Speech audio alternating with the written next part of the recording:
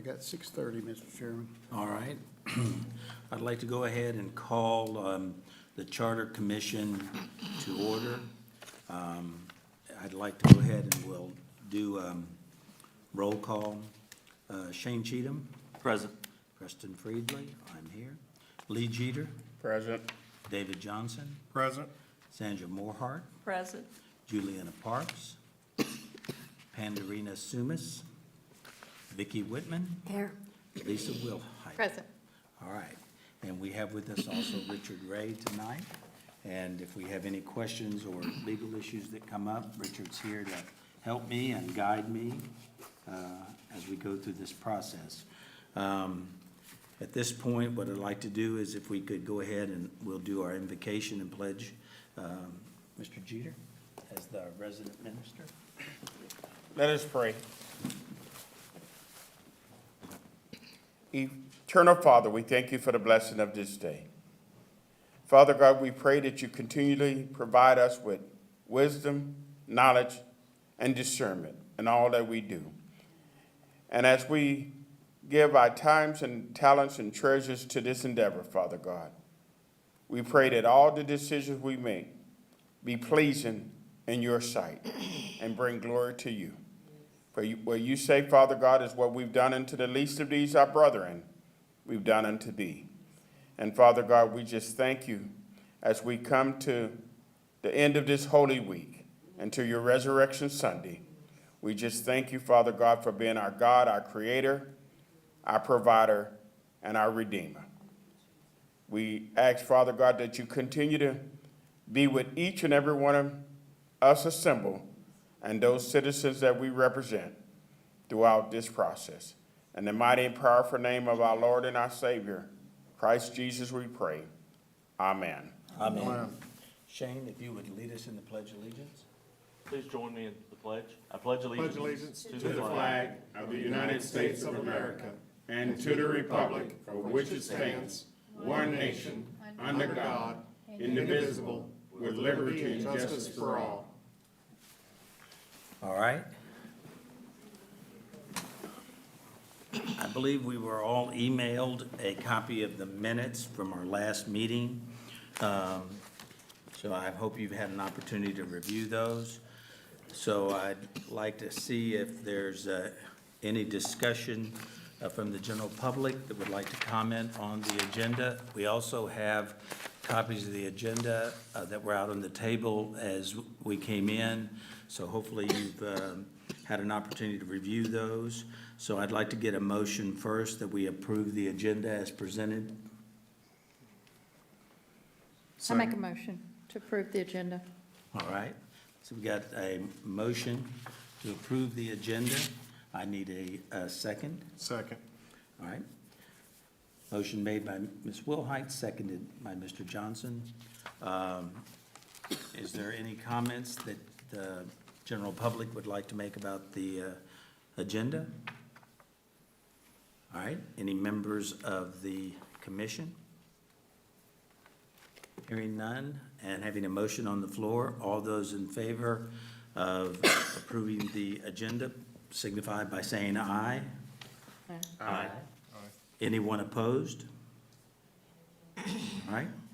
As I said earlier, I think on item 5, approval of the minutes, we've all been mailed copies, email copies of the agenda, and hopefully you've had an opportunity to review the minutes. So if there's any comments from the general public on the minutes? I don't know if everybody in the audience perhaps has had a copy to see them, but I'm sure we can forward you a copy of the minutes. I know any members of the commission would like to comment on the minutes. All right, Mr. Chair, I have no comments on the minutes. I have some questions. all right. During the minute, we had requested some information. If you look down at item number 5, 3.06, we requested ordinance that show what the compensation for the mayor and council were, and I don't believe we received those. I did. Did anyone else receive those items we requested? I was under the impression we did receive copies of ordinances regarding the salaries of the department heads. We did get that. Sandra, I think we got copies that were emailed to us, Mr. Jeter. Okay, I'm verifying again, but I'm thinking we Yeah, and I did. may have missed it, and That's all right. I'll go back and Yeah, I look think at it it. was in the ordinances, the changes. Correct. Because that was something it came from Ms. Nottingham. Nottingham. Yeah. She's the one Amanda. that sent it to us. Okay, On March 5th, okay, thank you. Okay, yeah, that'll and I help. can forward it to you if you need it. Okay, would you please, I just need to, That'd be because I don't great. recall seeing it. Sometimes things go to That spam. happens. All right. Any other comments on the minutes, Mr. Jeter? No, sir, Mr. Chair, that'd be all, thank you. All right. If I could get a motion to approve the minutes, So moved. approved by Mr. Jeter. I need a second. A second. All right, I have a second. From Ms. Willite. All right, any other discussion regarding the minutes? If not, again, I would just ask that we signify our approval of the minutes by saying aye. Aye. Anyone opposed? All right, minutes are approved. All right, let's start with old business. Again, last time, we pretty much discussed a lot of the town hall meetings and the feedback. I don't know, I know that sometimes in between then, we might have gotten some more emails, I don't know. I've not seen any. All right.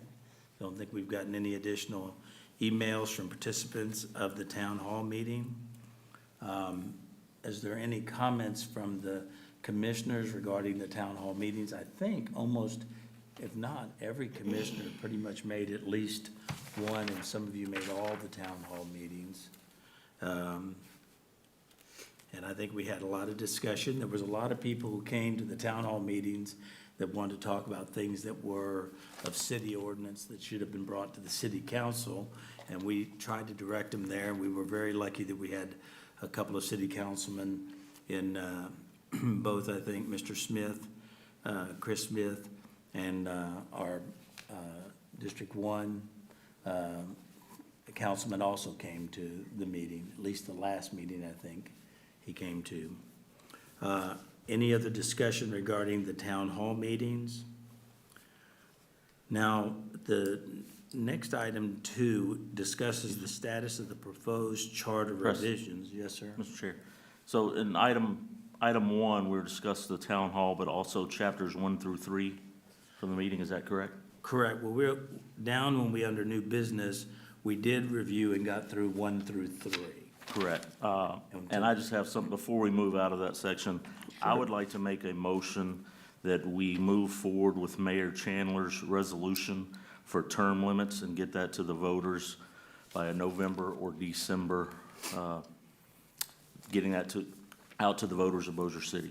So I'd just like to make the motion on that. Okay? If I remember, that came under chapter 3. Correct. So let's do this, Shane, I have no problem with that. Let's get down to where we're going to review the section 1 through 5, which is under new business. And then we'll put your motion on the table and we can talk about that. So I think we just need to back up a little bit, because in the last meeting, we determined that we were gonna go through each chapter by chapter, and Mr. Jeter did a very excellent job walking through the chapters and the changes. We were going to look at them and study them more, but continue our journey without adopting or making any motions. Okay, I was not present at that meeting, and I still would like for my motion. If it doesn't get a second, that's fine, but I still want to move forward with my motion. Okay, so let's do this, and I agree with you. So we can. And the only reason I say precedent, it needs to be in this section is, from what I read, the new business is chapter 4 through 7. It says nothing about 1 through 3.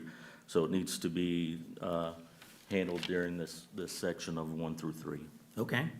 Let me ask you a clarifying question, because under that section dealing with term limits, there were 2 versions, and I'm not sure, the version A. Richard, can you read us Tommy's resolution that he submitted? Do you have a copy, or can you pull that up? The reason I say that, because there were some that made the term limits under version B retroactive. Some under version A did not make it retroactive. I tried, Richard, to I find think that it's in my I think it's in the documents. binders that we did originally, if you have it. I know that in, it may take me just a minute to locate it, but I think we put it in there, all of the enabling legislation, if you will, and that was part of the names. Sir? Well, mine is, that'll be theirs. My binder has extra stuff in it, so. 5 and 6 of what, Colonel? Right, that was the original handout that was going through the changes.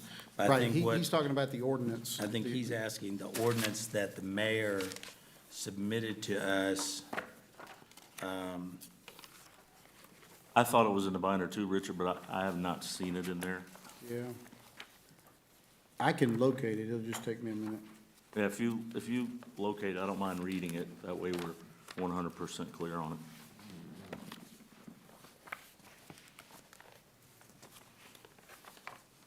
And I have a clarification while you look. We are sending this all as one, though, recommendation, so not just one, right? We can, as I appreciate it, we can do it as one, as 10, or as a complete recommendation of packages.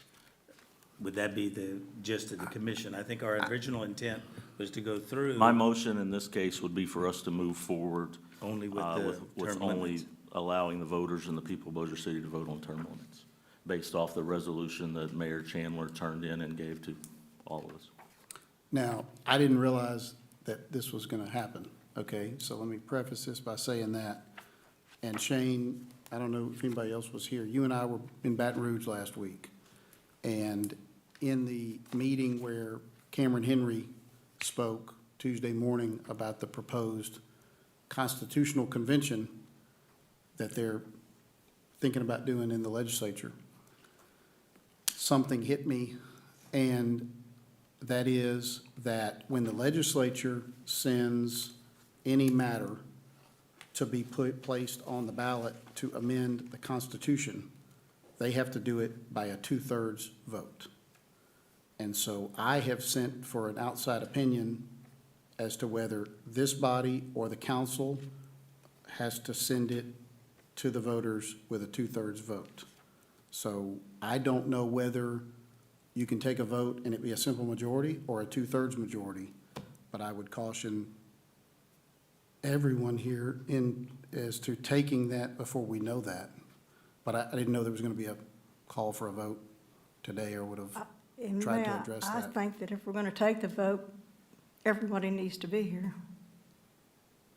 Well, you have a quorum present. I Yeah. mean, you do have a Well, quorum. I have a motion. If I get a second, I'd like to take a vote. If it fails, it fails. If it passes, it can pass, and then you can find out where we're at as far as your opinion that you're asking. But I think the longer we wait, we're running out the clock, and I would like to move forward with my motion at this time.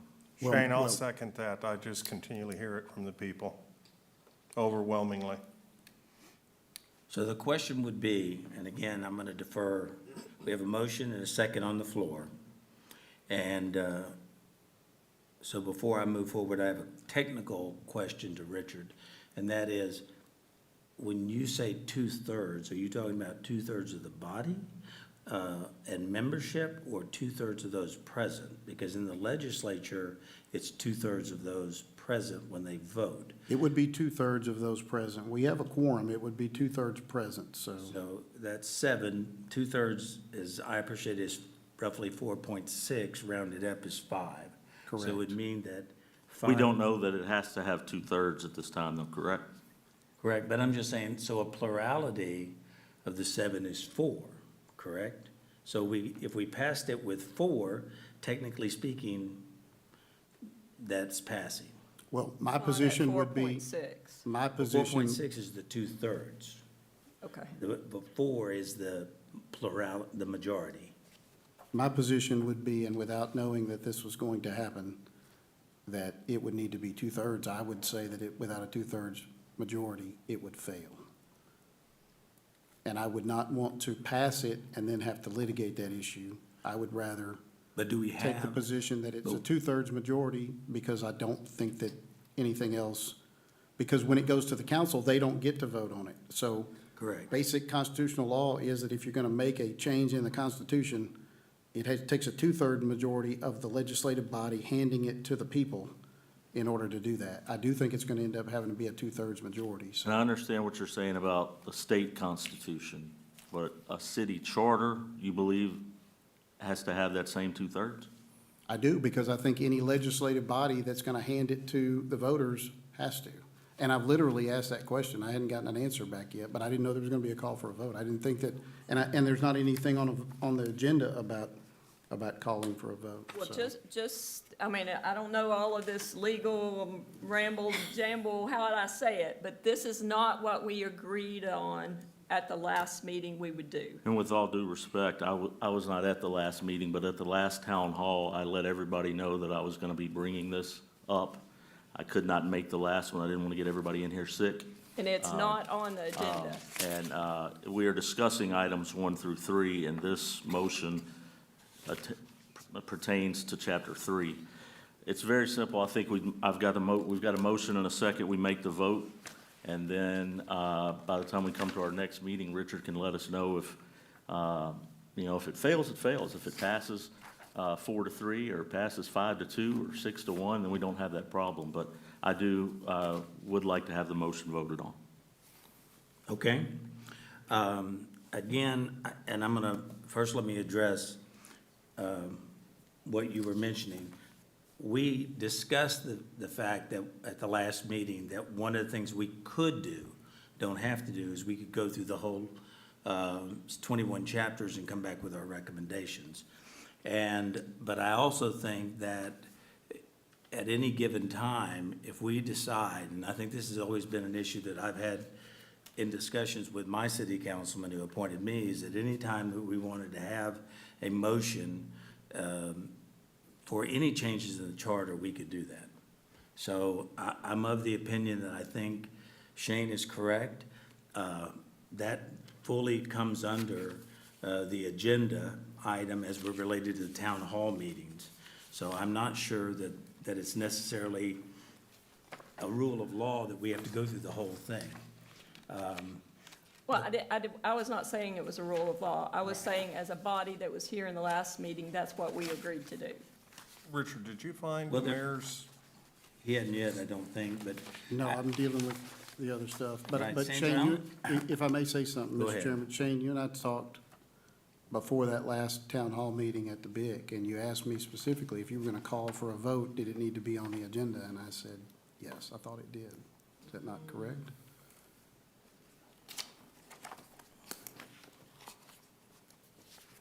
You did not tell me that. We discussed it. I asked if it needed to be on the agenda. You Okay. recommended that I add it to the agenda, but you did not say it had to be on. Okay, well, that's fair, yeah. But I did recommend that if you're gonna call for a vote, that it be on there. But, I mean, I'm just saying, Okay. I think that without knowing what our threshold is, we're on, you know. Can you pull up Mayor Chandler's resolution that he gave us so we can read that as part of the motion? Oh, okay.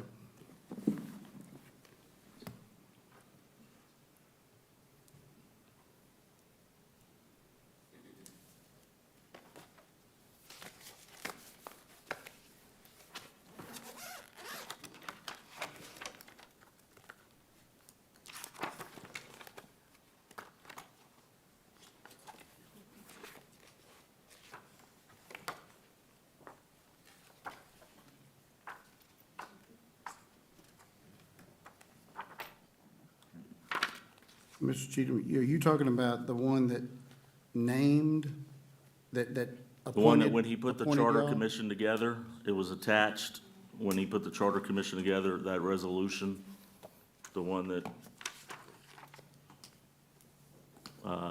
we all got a copy of it at our first meeting that we attended. I don't know why it's not in our binders, but Can you clarify again what the date is for that to go to the voters? What was the Well, deadline? it's been It depends. wishy-washy on what date, you know, they told us it'd have to be this date, by this date to make the November ballot. I think we've missed that deadline, but I think we still have time to hit the December ballot, if this motion is approved and we move forward. Correct, and I do think that, Richard, if I'm not mistaken, we talked about that, that if we passed any resolutions prior to the end of May, should be able to make the December ballot through the city council and then on to the bond commission. That's what we discussed last time. That's why we laid out chapter by chapter each of the days in order to be able to do that.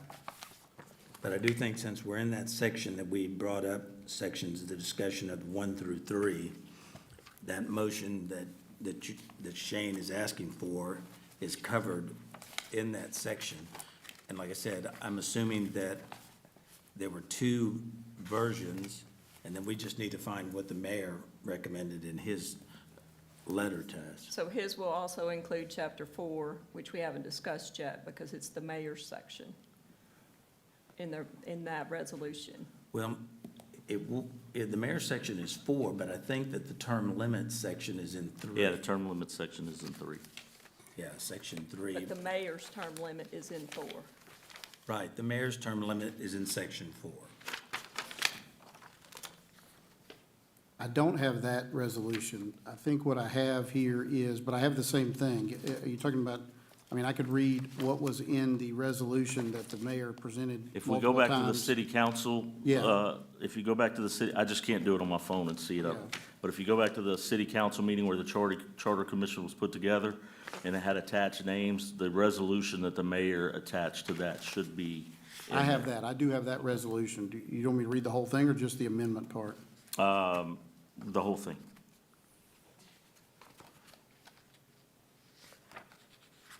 All right, at the top it says a resolution ordering and calling a special election to be held in the city of Bossier City, state of Louisiana, to vote upon the adoption of amendments to the current city charter of the city of Bossier City, making application to the State Bond Commission and providing for other matters in connection therewith. Be it resolved by the City Council of the city of Bossier City, state of Louisiana, the governing authority, acting as the governing authority of the city of Bossier City, state of Louisiana, the city, that Section 1, election call, subject to the approval of the State Bond Commission and under the authority conferred by the Constitution of the State of Louisiana of 1974, including Article 6, Section 5, and 22 thereof, the applicable provisions of the Louisiana Election Code and other constitutional and statutory authority, a special election is hereby called and ordered to be held by the city, in the city.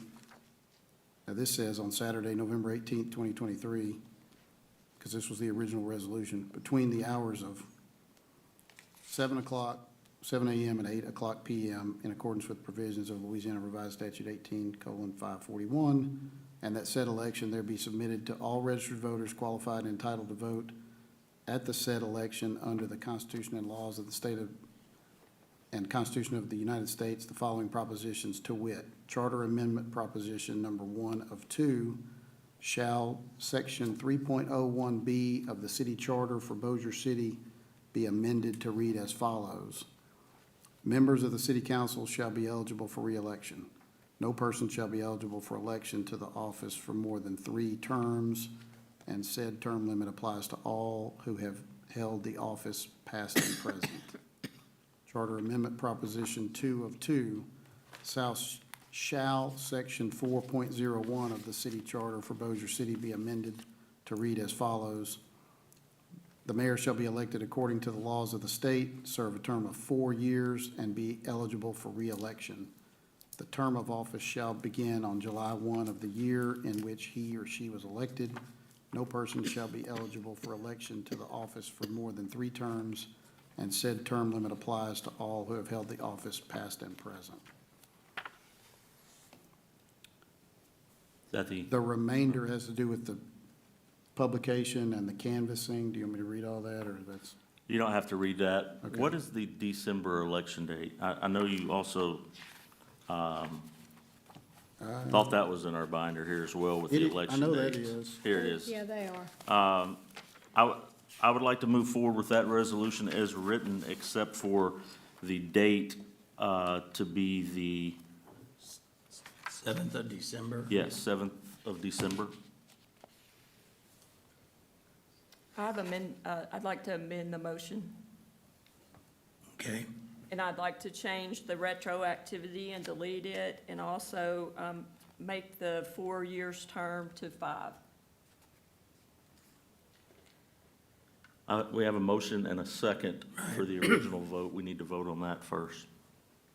okay, now, what, we would not handle an amendment to that, or, You have to handle an amendment before you vote. but so let me understand your amendment. Are you making it retroactive? No, I want the retroactivity removed. Right, so the mayor's intent was that there would be no retroactivity included in that. Is that correct? That's not Shane? what I heard.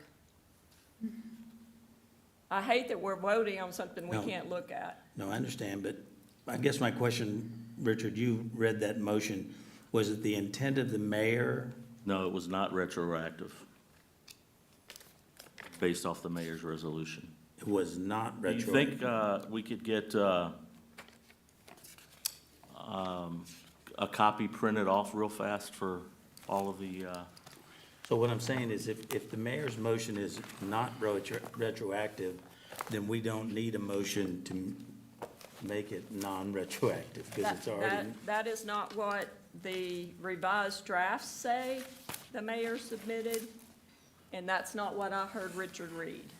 Right, what I read was the original where it applies to all who have held the office past and present. It is retroactive. It is retroactive. correct.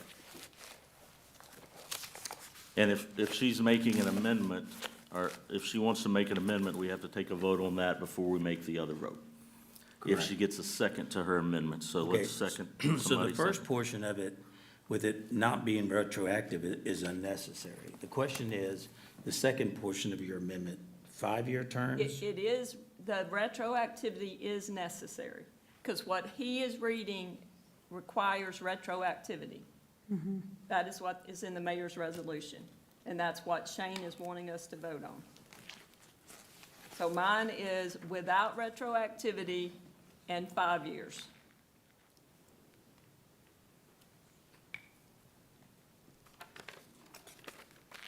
Okay. So without retroactivity, and considering that the city council would then serve 5-year terms instead of 4-year terms. Is that correct? Is it the city council and the mayor? We haven't discussed the mayor yet. Okay, so, It's not in the old business. okay, so we have a motion.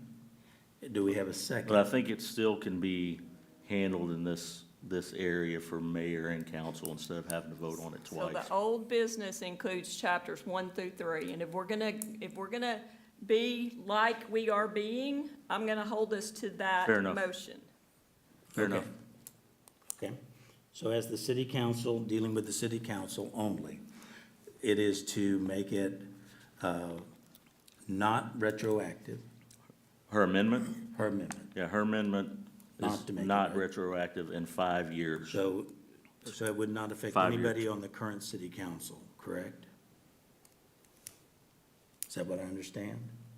Not retroactive, so it means anybody on the council, If it's not retroactive, then they can serve those terms going forward. Starting in 2025, when the election happens, they could serve the term limit of how many terms, Richard, in the resolution? In the mayor's, Yes, 3? 3. So starting in Yeah, so 2024. the mayor's resolution is 3 terms, and it's not, and the people that have already served 3 terms cannot run again. The amendment she's making is gonna allow everyone to serve 3 more terms, and she wants them 5 years. So that's what the amendment that we would be voting on is. okay, Matt, I'd just like to add something, because I'm sitting here listening to this. I think to go forward with any vote right now on any of this without worrying about staggering, without worrying about a brain drain to the city, about not worrying if you have an open seat and nobody runs, what happens then? We've not discussed all this stuff. I think it's irresponsible to the city. That's just my opinion. Well, I think those issues are already raised in the city charter, the process that happens if no one runs. I haven't seen it. I think it's already in the current city charter. I mean, what happens if everybody, we're still on the same term? We have a big brain drain. You've got projects out there that have been, sometimes they're 20-year projects.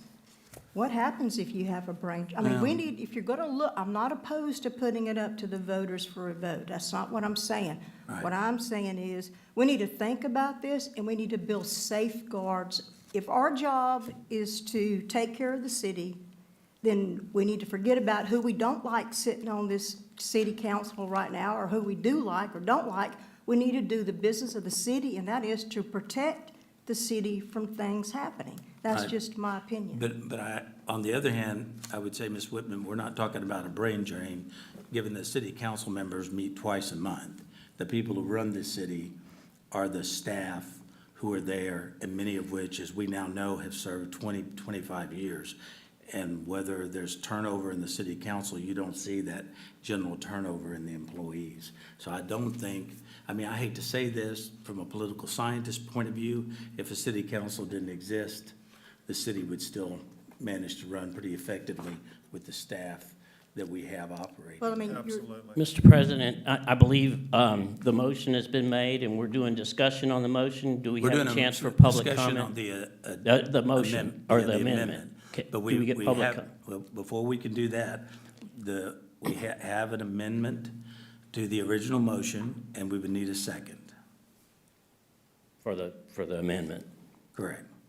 A second. Yeah, we have a second. All right. So now we have a motion and a second, and we can open it up for some discussion. And at that point, I would ask if anybody in the general public would like to step forward and make a comment on that amendment. Please identify your name and your address. David Crockett, 653 Dumaine Drive, Bossier City, Louisiana. I appreciate what your initiative is. If it has to be separate, because it'll be two propositions when it goes to the ballot, one for the mayor and one for the city council, the next section that we get to after old business is the new section, so it could be brought up then and we could go through the same thing, and probably the discussion would almost need to mirror, or it could be almost just as short as you want it to be. That's one issue. So I think it would have to be in two propositions anyways, one for mayor and one for the city council, because they're two total different sections of the charter. And I think the other comment about whether it would require a supermajority, our charter does not address that, and our charter addresses normal majority for everything except when you have a veto by the mayor. I don't know how we can impose a guideline for this group that's different than what the city council votes on a daily basis. So I don't think any argument about that should be substantial. I think the other thing is the continuity. You're demeaning the authority and the credibility of the staff in the city that is your continuity. What has happened in this council repeatedly over and over again, and why the debt is climbing out of this world, is because we have one or two councilmen that keep pushing issues, and we don't rely on the city staff enough. And I think if you've gone to every meeting that you could go to, or watched every meeting for the last 3 years, you would see the frustration building in this city. And I'm going to try to shorten my comments. I really enjoy your discussion, and I understand the sensitivities that you may find from that. But the city in general needs to get the chance to vote. If those arguments need to be made while it's on the ballot, while it's coming up, we can write articles. But I believe that you have to give the city a chance to vote on it and make that decision. So I think it's a credible issue, and I'll cease on that if anybody else has any comment. Okay. Any other comments from the public? comments from the commission. We have a motion and a second on the table, then we have an amendment. We'll vote first on the amendment, which would change it to being retroactive and, or was it without retroactivity? Without. Without retroactivity and changing it to 5 terms instead of limiting it to 3 terms. 5-year, No. 3 5-year terms is what she was, Well, okay, 3 Sandra, 5-year terms? 3 5-year terms. Okay, all right. Rich, is that a copy of them? Yeah, yeah. Take one and pass those down so everybody has a copy of the mayor's original resolution. That's the one. Thank you. I really appreciate you. Okay. Any So additional? this time we'll vote on the amendment Correct, of 3 5-year terms. correct. And they're, Not being retroactive. And I'm going to maintain my position that until we know different, it needs to be 2/3. Okay? That's noted. All those, let's do this by a show of hands. and I would like to, before we vote on the amendment and then the regular, I would, since we're gonna split it up into section 3.01 and then section 4.01 in the next section. Correct. I would like to read, so my motion is that the members of the city council shall be eligible for reelection. No person shall be eligible for election to the office for more than 3 terms, and said term limit applies to all have held that office past and present.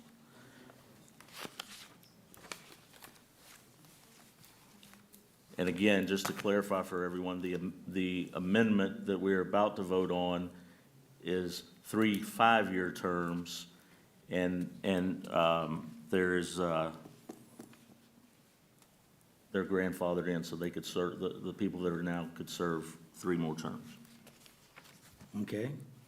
So let's do this. Yeah. Yes, ma'am? Name and address, please. I'm Priscilla McGee at 1407 Gardenia Street. Okay, are you ready for my comment? Yes, ma'am, go Okay. ahead. Go ahead. So I was wondering that if we go for 5 years instead of 4, wouldn't that be out of sequence with the others?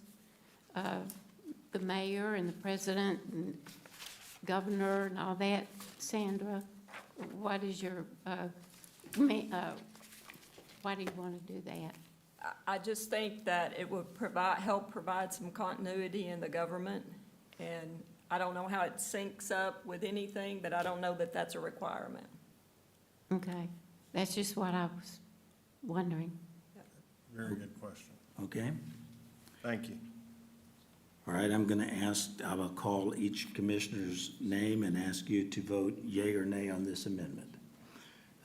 Mr. Cheatham, Nay. all right? Mr. Jeter, Nay.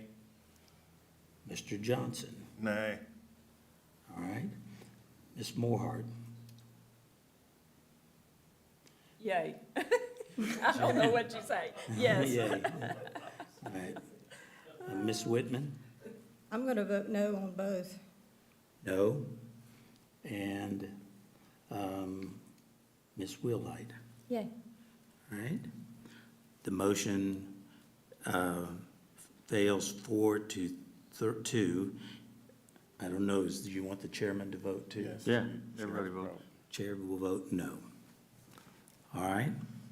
Now we vote on the Now the motion- original Original motion that I as read to intended by everyone. Mr. Cheatham. Mr. Cheatham, Yay. Mr. Jeter, Nay. nay? That is correct. I'm for term limits. However, I do believe the term should be staggered. And I believe I didn't come here not just to vote on term limits. I understand what the mayor, and I'm the mayor's appointee, but I've spent too much time going through this entire charter for us not to go ahead and make the full revisions to the charter. Okay. Which is, I think, what we need to do. Mr. Johnson, Yay. all right? Ms. Whitman, I agree with everything Mr. Jeter said. No. you vote no? No? Okay. Ms. Willite? No, All right. And Ms. Moorhart, did I skip you? Yes. All right. I vote no. Yes, you skipped me. No, I'm for the amendment. Yeah, that's a yes then from you, no. I don't. And the chairman would vote yes. But the motion fails by a vote of 4-2. Thank you for 4 to entertaining 3. the motion. 4-3. All right? All right, I think we handled that as well as we could. We can now pick up where we left off on our agenda. Find now my copy of my agenda.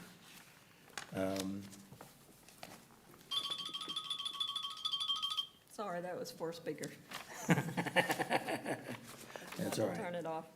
Priscilla didn't take long enough. Moving papers around, I keep getting these. Okay, so anything else to cover in chapters 1-3? We had a really lengthy discussion last time on those issues, and we can come back then to new business. I have, Go ahead. Mr. Chair, I have a question before we move forward. Okay, As we're discussing this charter, how are we going to prepare the recommended changes that this body may approve as a whole to the charter? And who's gonna draft those recommended changes that are proposed for final reading about this body? We have so much discussion that sometimes we can get lost in the weeds on what we're actually gonna be voting on and how that process is gonna take place. okay. We talked about that a little bit at our last meeting, and we suggested there were two ways to move forward on that. We could come back after we've gone through and reviewed all the recommendations, the ones that were submitted to us by the mayor and the city council, and we could vote for those either in toto by saying we want to accept these, or we would go back and look at it chapters 1-21 and have 21 separate votes on each section that in which there were changes, because some were just technical changes and some were of substance, which is in chapter 3, the issue, we were given two versions of the amendments as it relates to the city council.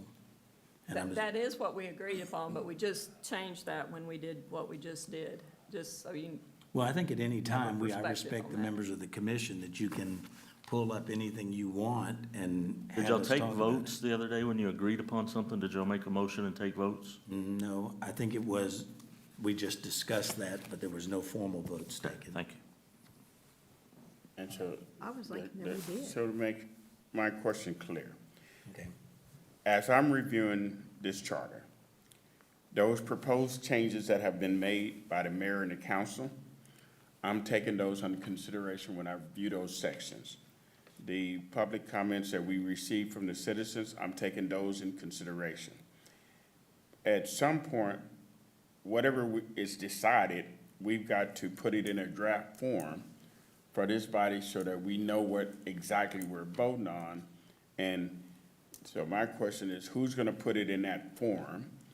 And who's gonna draft those proposed changes to the charter for us to have a final review so that we can vote? If we vote on the entirety of the charter, how we're gonna vote? Because I'm not gonna remember when we get to chapter 22, or chapter 20, what we discussed in chapter 1, even though I've got some extensive notes. At some point, we've got to begin to compile the things that we agree on that need to go into the charter as proposed changes that we're gonna submit to the council. Because whatever we submit to the council, they have to submit to the voters. So my question is how we're gonna do that, how is that process is gonna take place?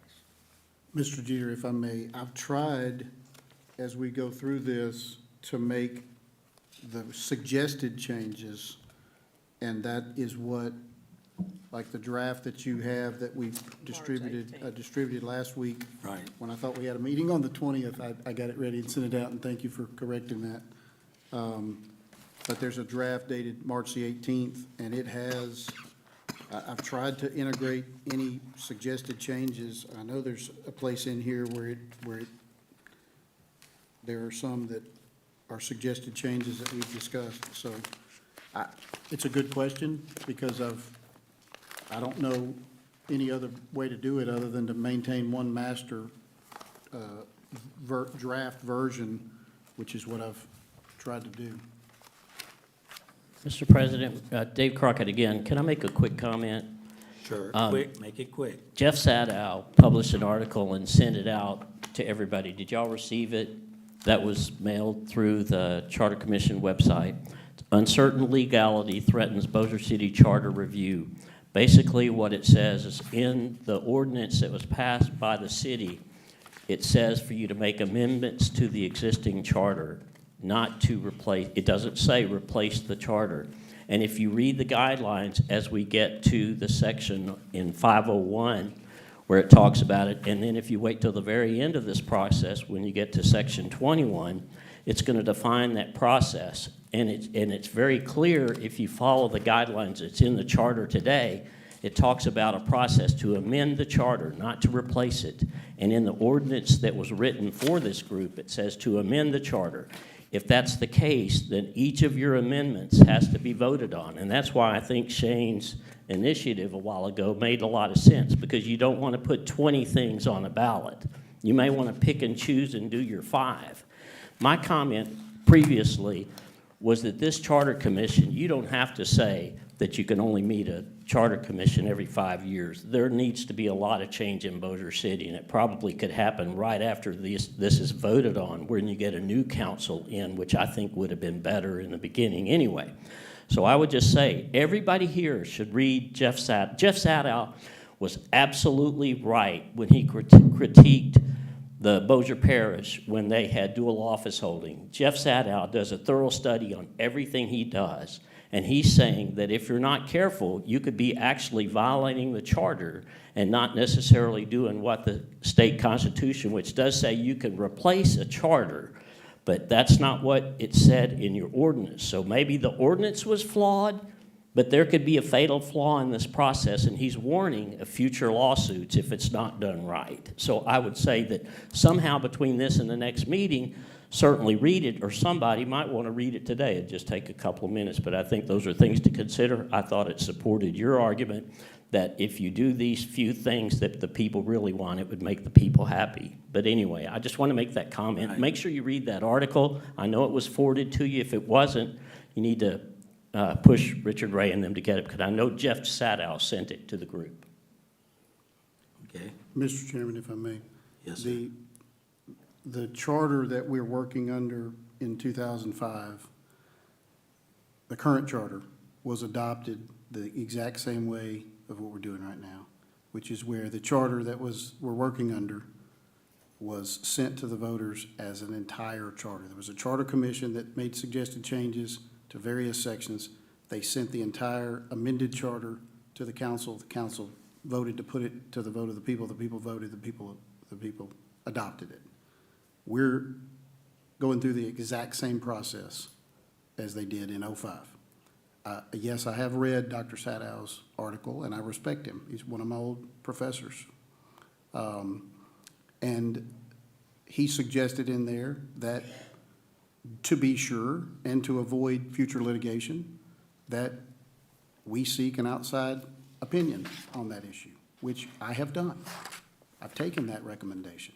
But I've also sought an outside opinion on when a vote is taken by this body, does it have to be by a simple majority or a 2/3 majority? But I don't have answers back on either one of those things. So Right. when I do, I'll gladly share them. But I disagree with Dr. Sadow's premise that we can't do it this way. In fact, if he's correct, then the charter that we've been under since '05 is invalid, Well, which is clearly not correct. I'm not trying to purse words, but when you go through and you make recommended changes, and those changes are implemented, you are replacing the old charter. So technically, we are reviewing and ultimately replacing, because the 2005 charter would have been replacing a charter that was there before. So I think the process of going through, as we're doing right now, is the correct way. And I think we can wait, Richard, I don't know when we'll get those, but we'll get a view of the 2/3 vote or not. I think that would be important. And you might even go back and research whether or not when the previous charter met, were their votes by 2/3 or were they not? Because I don't know. And, but I would assume that would be something that would be in records that would easily be seen. And if they didn't have to prove changes by 2/3, I would think that we would not have to follow that either. So, and the plurality would be fine. But we can wait until we hear back. All right.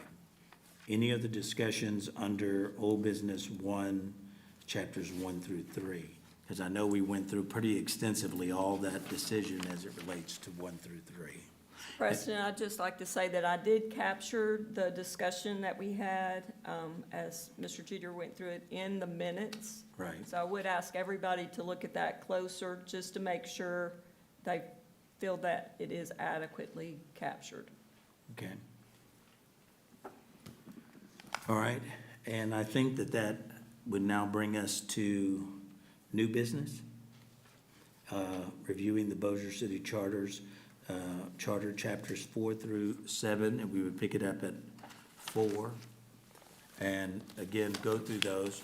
What we did last time, Richard, if I remember correctly, and my memory's getting old, but that we let you outline the discussion of those changes, and if there were any changes in there, they were outlined in your information that you handed out to us. Is that correct? So I think Mr. Jeter went through it. I know Mr. I Jeter don't think I did. went through it. Either one of us, as we get through those changes in chapter 4, I know that you had pretty good extensive issues that you wanted to bring up. So you want to start there on chapter 4? Mr. Talking Chair, about I- your, remember last time? Yes. You went through and sort of led the discussion on those changes? I don't think anybody would have a problem with that. I can start, Mr. Chairman, that's not a problem. One of the proposed changes I've been looking at chapter 4, and I believe also that I made a recommendation in chapter 3 that we staggered the terms and that our large councilmen serve 6-year terms and the other non-at-large councilmen serve 4-year terms, and that would be for the purpose of continuity. But I also, in chapter 3, I'm proposing term limits for the mayor, but I'm also proposing that the mayor serve 2 consecutive that the mayor may serve terms of 6 years and be eligible for reelection not to exceed 2 terms. And again, I'm trying to make sure that we have some continuity of leadership. So currently, the language is that the mayor should Serve a term of 4 years and be eligible for reelection. What I'm proposing that the mayor serve a term of 6 years and be eligible for reelection not to exceed 2 terms.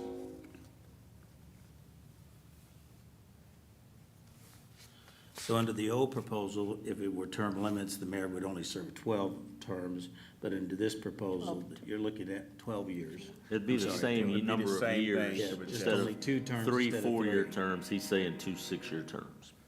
Okay?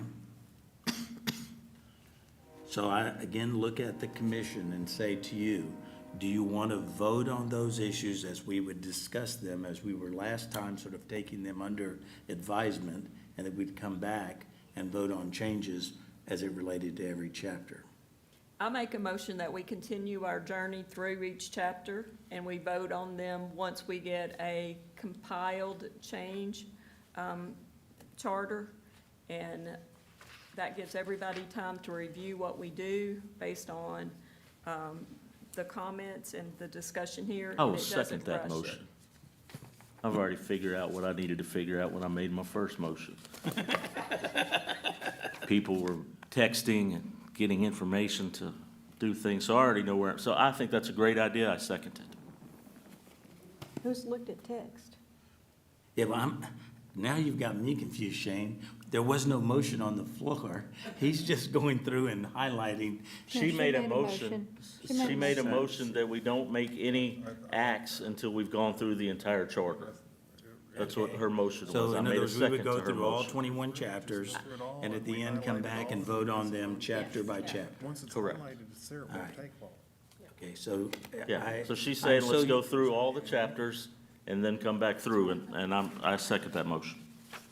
I Okay. thought that's I what thought we we had voted said on that in last one of the very meeting. first meetings. Well, Preston said we didn't vote on it. I don't think we formally voted on it, we just discussed that as saying, this is sort of generally what we agreed to do, and that's what we were processing through.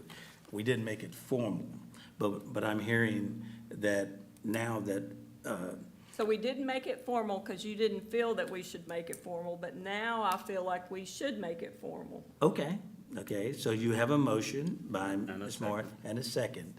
Any discussions from the general public regarding going through the entire city charter and then coming back and voting on each chapter? David Crockett, 653 Domain Drive. I'm not going to say it every time. I don't think y'all required it before. The things you need to discuss also probably, when you get to the very end, it looks like we're going to have 20, 30, maybe 100 changes in the charter. Whether they're substantive or not, you're going to have to debate it eventually, and you should give the public an opportunity to comment. I'm not saying that it's not bad or bad, that it is bad to wait till the end. But I believe a lot of times city council will put it out in front of everybody and just say, we're going to discuss it. You get one chance to discuss the whole thing, and you get your 3 minutes, and that's it. I think when you get to the very end, these are some very big issues. You're going to have lengthy discussion, and there's going to be other debate that the people are hopefully going to want to do, and I hope you don't combine it, because I think some of these issues are significant. And I would just raise one quick example. There's going to be a lot of varied opinion, I don't know why that every city in Louisiana that I've looked at, I probably searched the 10 largest city charters, that they all have 4-year terms and they can survive that way, that they have the continuity. So I think those are the kinds of facts that you need to hear as a council. If you do not elect people that understand business, that understand a balance sheet, then woe be to the city. Now you've got somebody for 6 years that'll make bad decisions. So there's a good and a bad. I would just throw that out, that will need to be debated. And I don't have a problem with doing it at the end, of course, and that's just my comment. Yeah, Colonel, and I think what her motion is that we finish reviewing the charter Right. all the way through, and then we come back and start debating the changes that the commission members, so, you know, I think that's the process that she's I agree, just and I'm going kind through of the agreeing review with and then that. coming back and debating. Is that what I Yeah, understand your? That's what I thought we Yeah. agreed to last time, that we would come in and we would go through chapter by chapter and let someone like Mr. Jeter talk about some possible options, and that gives us each time to do a little more research, a little more digging, what makes sense, what doesn't. So yes. Yes. Okay. Any additional comments from the general public? All right, we do have a motion and a second on the table. Any comments from additional members of the commission? I'll just Go ahead. comment and challenge that if we are gonna be successful with the changes that y'all want to make, we've got to move quickly, and most of the reviewing needs to be done on our own time. And really, having 3 chapters per meeting is going to make this a much slower process than it needs to be. If we're reviewing it on our own time, because That's again, not for you. if so. we're, my 3 minutes is up. No, that was. But if we're reviewing it on our own time, then we can have debate and conversation. I'm all for that's why I made this motion to second. If we're going through the review phase right now according to what the conversation is. So let's review it, but maybe more than 3 chapters at the next meeting, maybe 6 chapters or 5 chapters. I'm not trying to rush y'all. Obviously, I wanted a motion tonight, that motion failed. Now I'm saying if we're gonna do anything and we're gonna take our time and be due diligent and we're gonna make several changes, we still need to be pretty swift because we're gonna run out of, I've asked several questions. I don't think, a couple of city councilmen have asked questions that, we might not be able to get this onto a ballot if we don't get it on by the March ballot. If we miss the deadline for that March ballot, our charter is probably just a waste of our nights. You don't mean the March ballot, you're talking about the December ballot. You're in April. I'm going past, I'm going past. December and then We're the not next gonna one hit is- November we're not gonna hit December, so that March ballot is our target. Right. If we but I- don't hit that March ballot, there's not another election that we can send it to during that Right. time period, and we won't be able to do anything. It would be my intention, Shane, is that we have possibly 3 meetings in April, 2 meetings in May, and at that last meeting in May, that's when we go through all of these. So I don't think there's gonna be but 1 or 2 sections that really slow us down. And then the rest of them, we can actually put on our next agenda to discuss sections 8 through 21. And we just get where we get and stop where we need to stop, if that's open to everybody, so that we can conclude as quickly as we can. If we get bogged down, we just do, and that's hopefully not, because all we're trying to do is review it and look at the changes that are being recommended. And then we vote on them at hopefully our meeting, maybe on possibly the 20th of May or something like that, depending on when we schedule it. I really think we need to look at just collectively being here and saying, we're gonna read this on our own time through chapter 8. We're gonna highlight any areas that we specifically ourselves want to address. We can talk amongst each other, because there's gonna be pages that we don't have any change. I may have a change, Mr. Jeter may have a change, you might have a change, but if we highlight through and we read through chapter 8, we'll be ready to go. Highlight that, make our notes, any changes we want to make, we can cover it, vote on it, and then pick up 6 or 7 more. But I think sitting in here reading them, we just need to come in on our next meeting agreeing that we have read through chapter 8, highlighted any specific things that we want to talk about or would like to change. When we come to an agreement there, we should be able to vote on it in our next meeting through 8 and put it to bed. So the Because- value I think we get from Mr. Jeter reading his thoughts and stuff is that we start to hear other people's thoughts. Because my thought might be something that I think makes a whole lot of sense, but you or he could have another thought that I'm going, wait a minute, I like that, and I'll jump on board with that. So as we go through, because we have very diverse work experiences and positions and everything else, years of service in government, years of service in business, so we all won't have the same idea, but we can come up with one good idea on as we go through. If we all do it individually and not share it, it's gonna be hard to get consensus. Well, we can run through this change, that's what I'm saying. If we go through chapter 8, we highlight what we want to change or that we want to talk about. We have that specific area highlighted. We address, we should be able to run through each one of we're not going to have multiple changes. We're going to go through, and each person, I would think, would have, through chapter 8, maybe 15, 20 changes. We go through those pretty rapidly. If Right. not, we're going to run this, we're going to keep on kicking the can, and March will be here and it's gone as well. We've lost November, we've lost December, and now we're looking at March coming up But if we- quicker than you ever imagined. Right, David, but I think if we conclude our business by May, we have not lost December.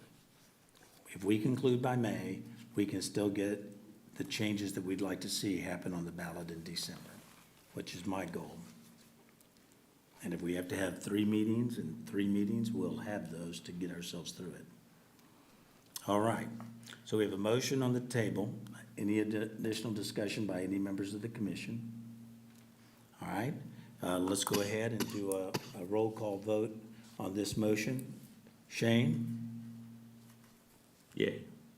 Yes. Mr. Jeter? Yay. Okay. Mr. Johnson? Yay. Ms. Morehart? Yay. Ms. Whitman? Yay. And Ms. Wilhite? Yay. Mr. Friedley? Yay. All right, so we We now now have, get 2/3 majority, look at us. I think we have 2/3 on that one, so 7-0 of those here present. You'll note that, Mr. I would be willing to go on record and say somebody will have a problem with that. Mr. Ray, if you'll note that we did do that properly. What's that? I said, we did we got over 2/3 on that one vote, That's, right? you don't have to have 2/3 I know, for but that. I'm just saying, I'm so If you're impressed we gonna vote did. to send something to the vote of the people. Voters, you we'll have get to that. And let me clarify something, Mr. Chairman. Sure. The date to get it on, the date the applications are due to the State Bond Commission is August the 20th.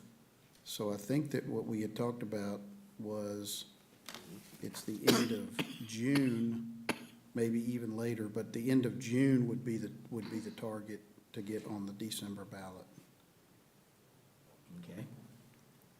That helps, I think. Because that would give the entire month of July for the council to have 2 votes, and the first part of August for the layover period that's currently there. So I would use June the 30th as the, And that would Drop dead be date. for the December?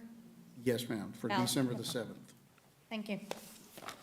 That would be our drop-dead deadline for December. All right. Motion is passed. Now, back on our agenda, picking up number 4, Mr. Jeter. In addition to the recommendations, when we look to section 4.04 compensation, the initial salary of the mayor should be established by ordinance. And I think we need to be a little bit more specific that that initial salary of the mayor should be paid bi-monthly installments on the 1st and 15th month, and that the council should be paid at the same time. From what I looked at the council, I know the council get paid, but it did not specify when.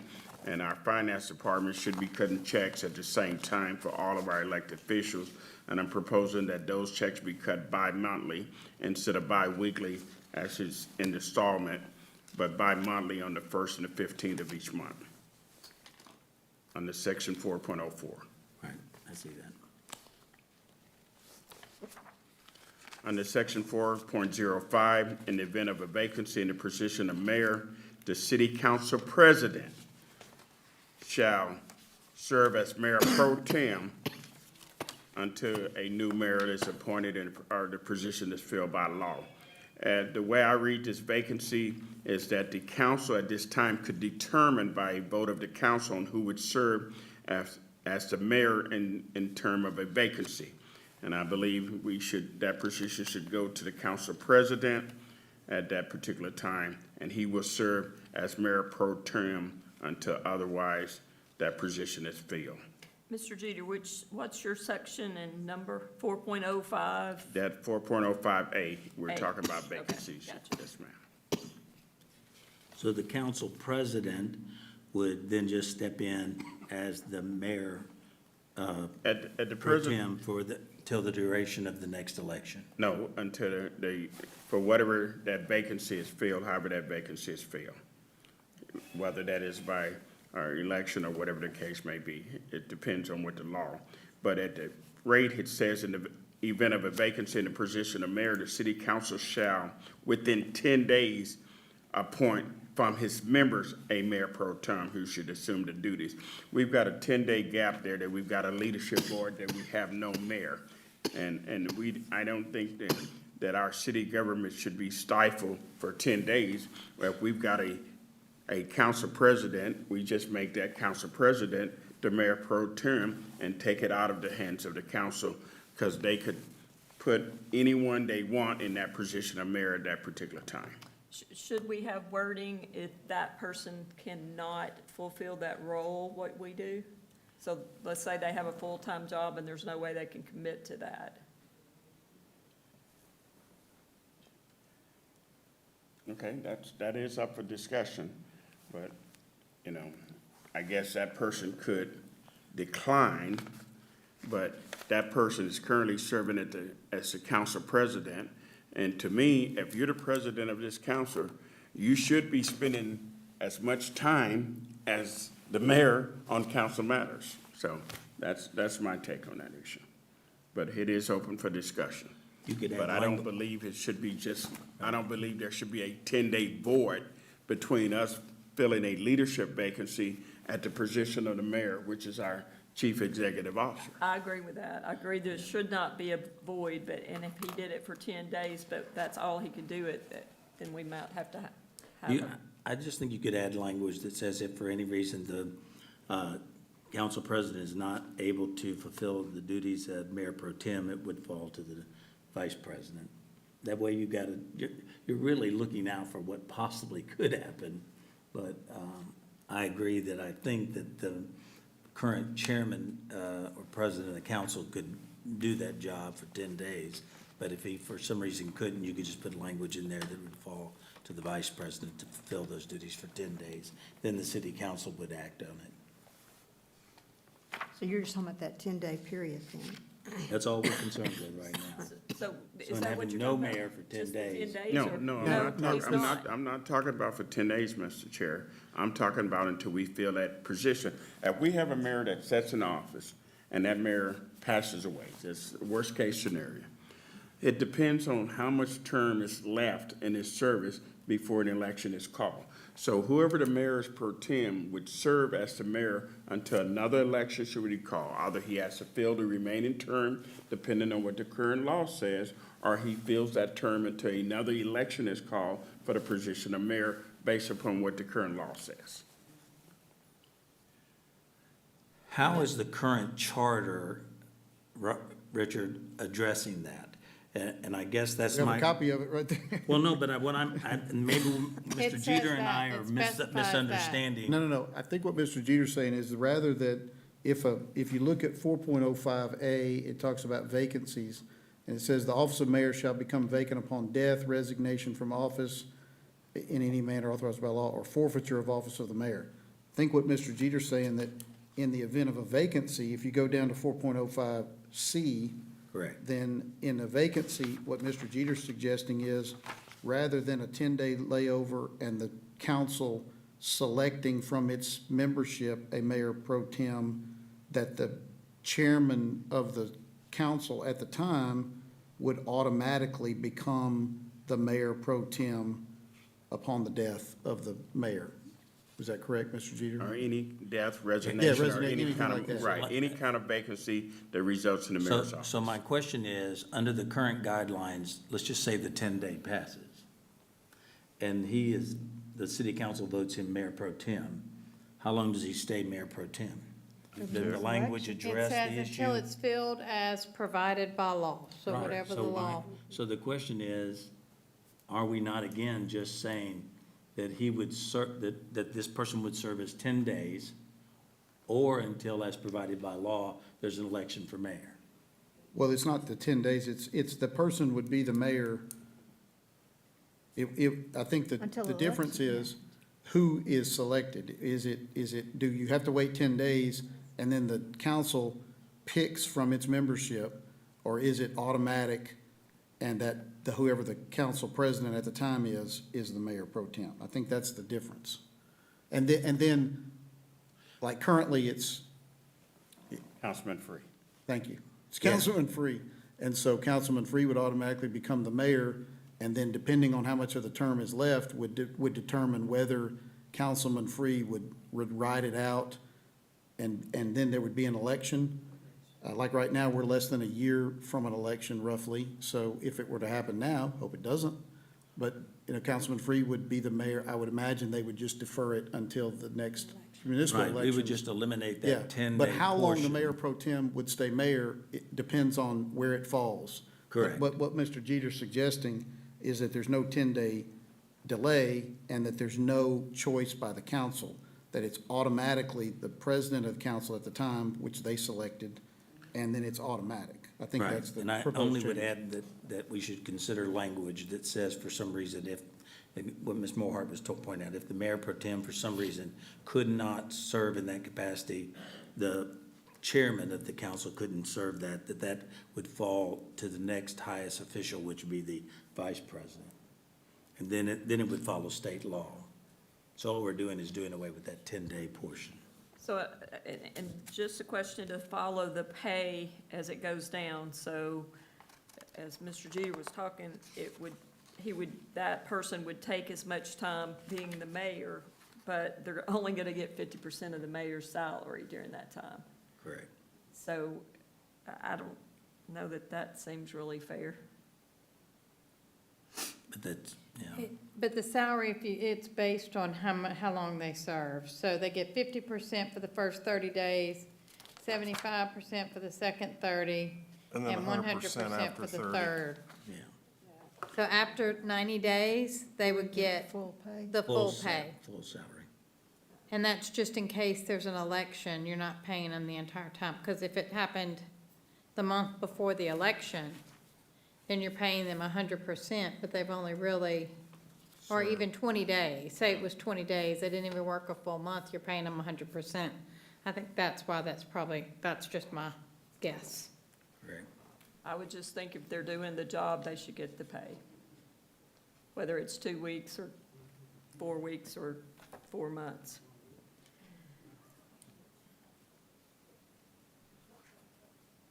So would you, that'd be something we can, again, Look come at, back and vote on, okay?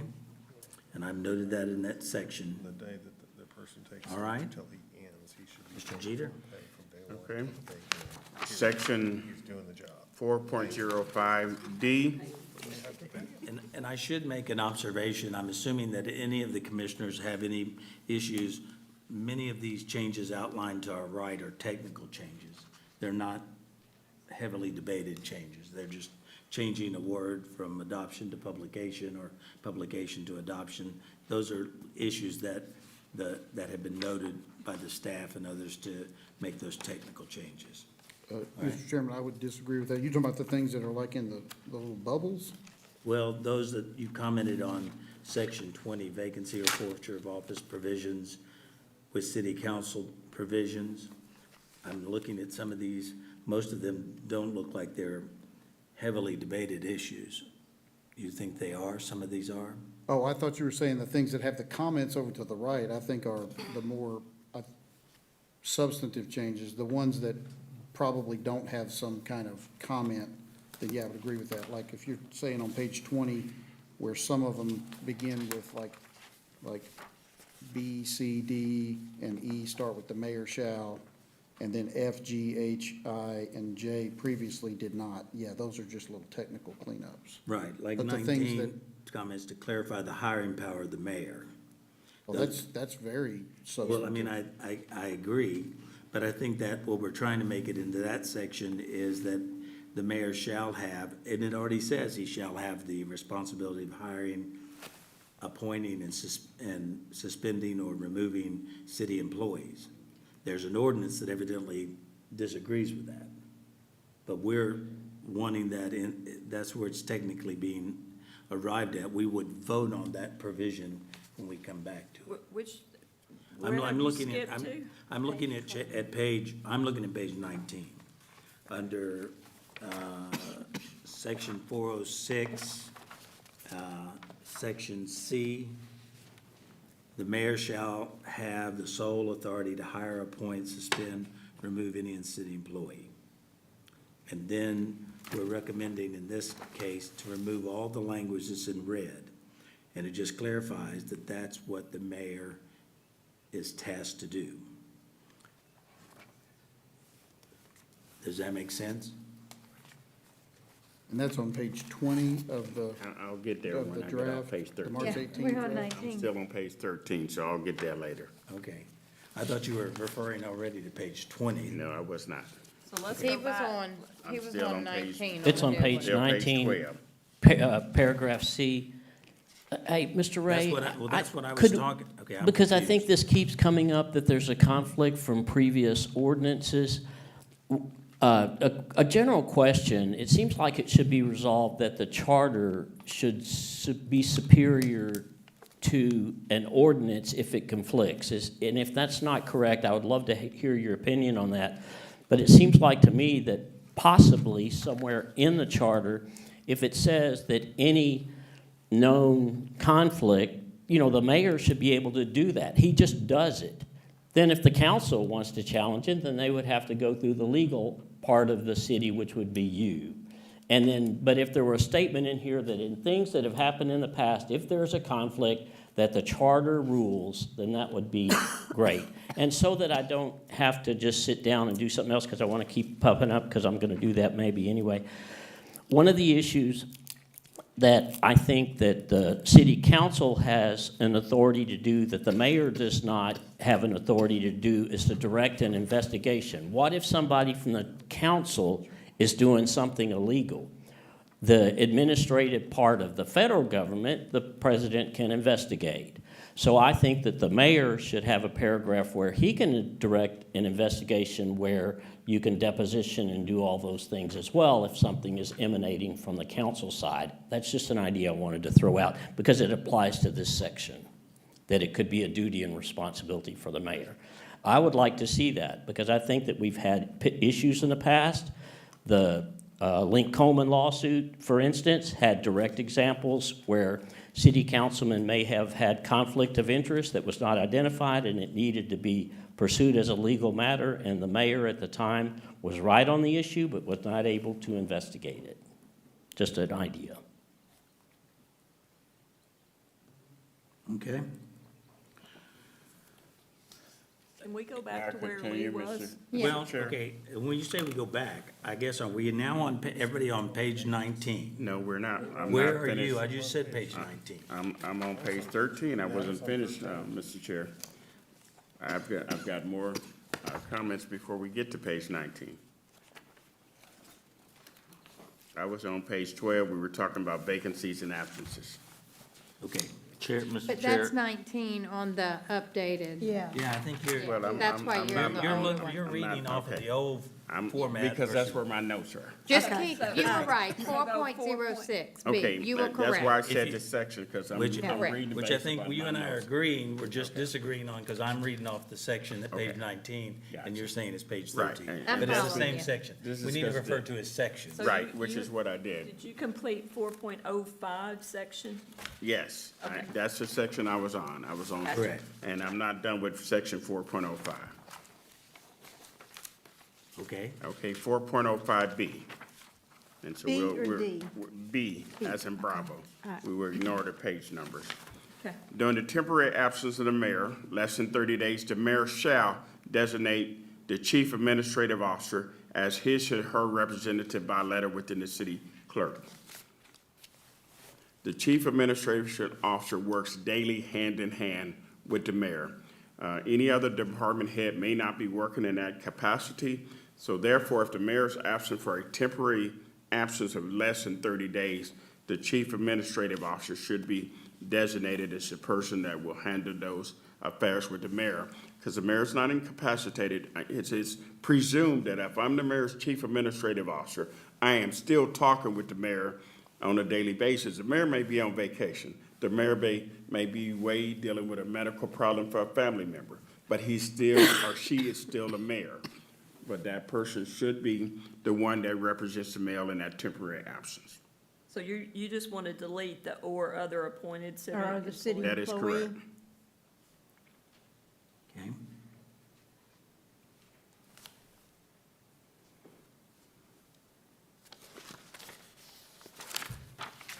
Section 4.06, powers of the mayor. Section M, the mayor should select and nominate for city council confirmation by the mayor. I would like to take the chief administrative officer out of that. The mayor should be able to appoint his chief administrative officer, same as he does the police chief and fire chief in section N. I would like to remove the chief administrative officer from section M. Okay, so here's where we're running into a little issue. And that is, I appreciate your views, Mr. Jeter, but we completely went through and skipped a whole bunch of sections, including one that addresses that issue that we talked about earlier, the mayor having the sole authority to hire, appoint, suspend, or remove any city employees, and then taking out the portions of that afterwards. I understand, Mr. Chair. So but I'm just you- wanting to make sure that Right. everybody has an opportunity to see that section that was recommended, the changes. So if they have an issue, I have no problem. If they don't have any concerns about that change, then we can go on to the next section. And, Mr. Chair, you asked me for my comments on my recommended changes. To me, it is clear in this ordinance, the mayor may delegate authority for operation and management of all or some city departments and all resources therein, with the exception of the city attorney. So any ordinance, this, to me, clearly gives the mayor the authority to appoint those people, whether it be the city engineer, whatever the case may be. By this ordinance, that authority works with the mayor. And if the council subverts that authority, then they're going against the ordinance. However, because that authority seemed to have been subverted in the past, and the citizens wasn't aware of it, the citizens cannot file suit against this council for something that they're not aware of. That's one of the issues that we face with a council that sits at this chamber and votes on issue with no discussion and no knowledge, and the city has no idea of what's going on until it's been passed and become law. And then the citizens do not have the financial resources to bring a city, or a suit against the city to correct something that should have not been incorrect to begin with. The council has this manual, this ordinance, and they should be operating in accordance with this city charter. Anything that violates this city charter, to me, puts them in violation of the law. That's just my opinion. The mayor has already had that authority. So, again, summarize your recommended change to that section is to just take out unless the services are provided by contract?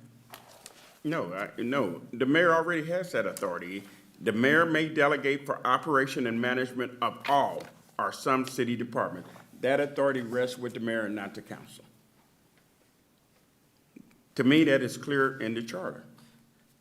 And I agree with him there.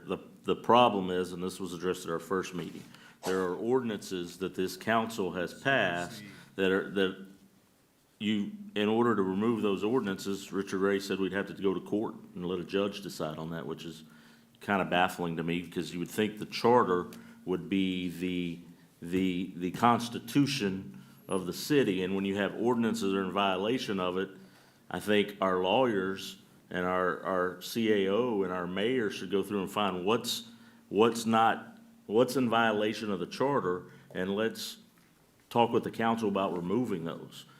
So, and that's gonna be, I mean, there's tons of ordinances that are in violation of this charter. So many so that I think if we asked the mayor, the CAO, the attorneys, they don't even know which ones they are, but they know there's a lot of them that are out there. I don't think we can fix that. I think, and I agree with Mr. Jeter, there's really no change that needs to be made to the charter in that section. What needs to be changed there is the ordinance. And we can't do that unless somebody supplies us with the charter commission with some money and we go hire a lawyer, to challenge that. And then why just challenge one? Let's find out what all of them are. But, that could take months and years for them to find all the ordinances and refer back to the charter. I'm rambling on about that, but I do agree with Mr. Jeter. There's really nothing in that section that needs to change because the charter already says the mayor can hire somebody that's cutting yards or so, but the council has put something in where they won't allow that.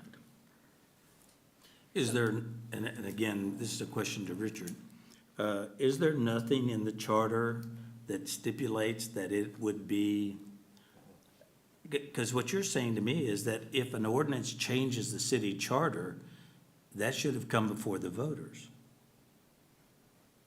If an ordinance is passed by this city council that changes the charter, wouldn't that and shouldn't that have gone before the voters for a change? I mean, how are they changing and not, I understand the concept of not following the city charter, but when the city charter clearly states the mayor shall have the ability to hire, fire, appoint, unappoint people, how can the city council come along and say, we're changing that? And they've changed it 5 years ago, and I know you weren't here, Richard, but why would they be able to change the city charter without there being a vote of the people? Wouldn't that ordinance have violated the city charter? If an ordinance is passed that's in violation with the charter, it's the same thing as if a law is passed by Congress or the legislature that's unconstitutional, either by the U.S. Constitution or the state constitution. If it's unconstitutional, someone has to challenge that, and the judicial branch determines whether something is unconstitutional. That's the way that you challenge a law that is against your constitution or your charter. If it were an ordinance that were passed to change the charter, they would have to do it a different way, but it wasn't stated as So an that, so what I'm ordinance to hearing you change the say is charter. maybe at the end of this, we might want to add a language that says that if any provision or ordinance is passed that violates the city charter, that would have to go before a vote of the people. Which is in chapter 5, basically. As much time as we're going to spend on this, I think if we don't put something like that in there to stop these ordinances without a vote of the people, then what we're doing here is, A waste. am I just, yeah. You're or right, is it you're just- right. I mean, the it's- mayor it's should be total- able to hire, I know fire, Mr. Jeter has spent probably 50 hours on this already, more, I would say, than anyone on this charter. And for us to sit in here week in and week out and do this, and then they come back in at their will and do an ordinance. Well, that's why there's a and whole the- other the branch of Constitution, the- the Constitution of the voters goes right back out the window. It's got to stop. So I think It's we once have to once look at we- chapter 5 and Once we really get to beef it chapter up. Really 5, beef it up. I'm proposing in chapter 5 that any ordinance passed by this council have a supermajority. And that would take care of that problem. That it must be passed with a supermajority. In that, But I'm not done with chapter 4, so I No, haven't I'm- got there yet. in what you just read, the one with the mayor may select, nominate, city council, the last sentence says, all employees nominated by the mayor and confirmed by the city council Right, shall and- serve terms. What is that confirmed? Is that a vote or That is is it? a vote of the city council, a majority vote of the city council. But what I'm saying is the mayor's chief administrative officer, his right-hand person, whoever that person may be, that the mayor has handpicked to work with him to do the budgets and run this city, should not be confirmed by this council. So, Because then this council has the ability to stifle what the people has elected as the mayor of this city. Absolutely. I agree with, he should have that. But, so on as far as the other things that the city, you know, whether it's the, city engineer, finance director, all the other department heads, you're saying the city council, he has sole authority to appoint those, or that goes back to the city The mayor council? has authority to appoint those, the council approve them because the council approves the budget. Okay, all right. And because those, the director of finance, public works, and all of those other departments, That their comes to the budget is city approved by the council. Okay. So the council is going to approve the recommendation of those people. Right. And they have to obviously give information to the council about their budgets, because the council has to approve their budgets. They're the legislative body that approves all the money for this particular city. So basically, The chief, you're the chief ba- administrative officer works with and for the mayor. All right, I agree. All right. And there would be specific HR requirements of what that CAO would need to meet, right? Just with like. They any already other have that position. in the charter. Okay, They might want to I mean, they might ask that we update it. It might be something I haven't looked at far ahead, but they might should if they're gonna Yeah, not there's allow some- people to have that position. I don't know Some anything about that. updates on other positions too. Yeah. Do we all agree that we're gonna take the time and go through this, and we're gonna try to collectively come up with some changes that need to be made? Do we all agree, even if we have to put it to a vote, I'll put it out there, that we would like for this not to be sidestepped with ordinances when we put this, what I would say our Constitution back in there without the will of the people voting on it? We just, otherwise, I just feel like each and every one of us are just wasting our time. They can't even tell us how many ordinances have been done to this charter. What does that say to the people that took the time to put this together and give this to us already? It's gotta stop. I mean, I agree, and I think that Yeah, that can be I mean, covered in language I that we think can we're all look at in adding. agreement. We're all in I think we agreement. unanimously agree with that. All right. Okay, any additional questions or issues on that section? Continue, Mr. Jeter. Obviously, if we're taking out the chief administration officer in section M, then we're saying in section N, the mayor shall appoint the police chief and fire chief and chief administrative officer, and shall not require city council confirmation.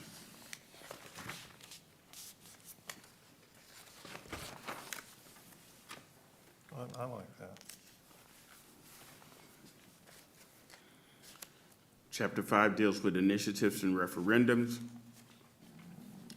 And Before you leave that section, do you mind if I interject something? In the mayor's responsibilities, one thing that's not done by the city, and I think it hides the information from the public by not knowing how much they're gonna have to borrow to support the 5-year plan that the city votes on section F in this section, it says the mayor shall prepare and submit to the city council the annual budget and 5-year capital program. I believe that the mayor, when you do your 5-year capital program, it tells you how much you need to spend for every one of those projects for the next 5 years. Nowhere, you would have to go and go to the CAFR from 2 years prior and read, if you're the general public trying to figure out how much they're gonna have to borrow to do that, you have to go figure that out. The finance department knows it, but the mayor doesn't present anything to the public so they know that I can look at the 5-year program right now and tell you it's gonna take another $75 to $100 million because I can study it, but the general public doesn't have that capability. I would add the words in there that mayor shall prepare and submit as city council an annual budget and 5-year capital plan and some wording to the effect and the total amount that would be required to add to the debt or something like that to be able to fund the 5-year plan. Because when those things come up, and that's why they didn't pass the $75 million debt that they were going to pass, but those are the kind of things that allow debt to get out of control. Because all of a sudden, it shows up on the agenda, and they want to borrow another $75 or $100 million that the city knew nothing about. Or when you're approving the 5-year plan, somebody would say, why do I want to spend that much? Let's cut some of this out of the 5-year strategic plan. Now, they don't have to fund every one of those items, but the general public doesn't get that information. And I know there are some people on this dais that have financial background. You can understand where I'm going. It's just good communications with the public. So I'd say amend that paragraph. Should it be there or in the budgeting section? I think it could be both. Where it says that he needs to do the budget, it does have it in that section. I have considered it in both places. We could do that because I do have some other comments on the budget. I'm going to wait until we get there. the issue I have with that, Mr. Chair, is, and I looked at that, is because from someone that has a business and run a business, costs change, costs increase, the supply chain changes. And if you've approved a capital plan for 5 years, the budget you prepare in 2020 may not be the same budget in 2023. However, I believe that's also covered in Section G, because Section G says the mayor shall submit to the city council and make available to the public an annual report detailing the finances and administrative activity of each department of the city at the end of the fiscal year. We as citizens, we must come to this council, and when this mayor gives, or any mayor gives their annual report, we've got to do our due diligence. If a lot of things are not getting done in this city, it is because the citizens of this city are not holding our elected officials accountable, and we're not doing our due diligence. When's the last time the mayor gave an annual report to the citizens, to the citizens of Bossier? The charter says the mayor should submit to the city council and make available to the public an annual report detailing the finances and administrative activities of each department. Mr. Jeter, they do that. That's in the CAFR, and it's submitted, like they're just now submitting the CAFR for this past year, and it's approved about 9 months later, and you can get it published on the Louisiana Legislative Auditor's website. I'm telling you, I study this constantly. It's a mental gymnastic for me to figure out how much they're going to have to borrow. Yes, the budget will change. Yes, the amount of cost for the project is going to change, and that's just an estimate.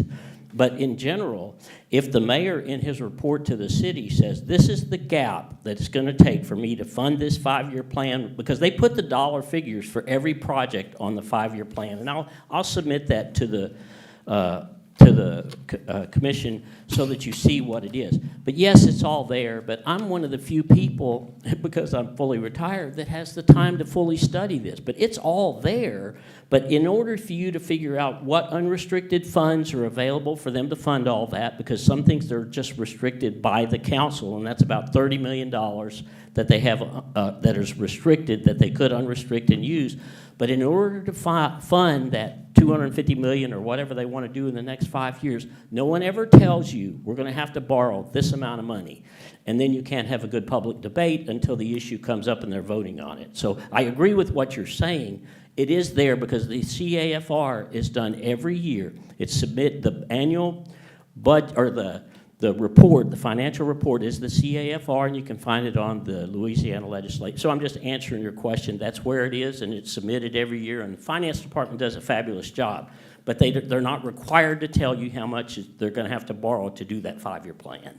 That's what I was trying to say. Okay, any additional comments? Does that make, Mr. Jeter, are you comfortable with understanding that in section G, does it highlight where we know what the debt service is of any of those capital projects? Section G doesn't, unless you're gonna, as citizens, you're talking about, section G of 4.06, powers of the mayor, section G? Is that what we're talking about? Correct, We're going back. where the mayor shall submit to the council an annual budget and capital program. That doesn't anywhere alleviate or tell about what is the total debt service of the city. That's going to be required for the future. You know, so where do we stand as debt? Do we know the unrestricted funds? Do we know the reserve funds? And the question would be, do we know what our debt is? Okay. And does the general public know Okay, that? Mr. Chairman, what would be your recommendation that we put in section G to cover that? That it should be very clear and presented in the form of the finances of the city that unrestricted reserves and total debt funding are clarified for consumption of the consuming public. I don't know why it would be so difficult to say, this is what we have in funds that are unrestricted, and we know they have some unrestricted funds. One thing called the Riverboat Development Fund. Project. We know that, and they have certain amount of funds that this city council has set aside for reserve. But on those issues, do we even know the third part of that equation?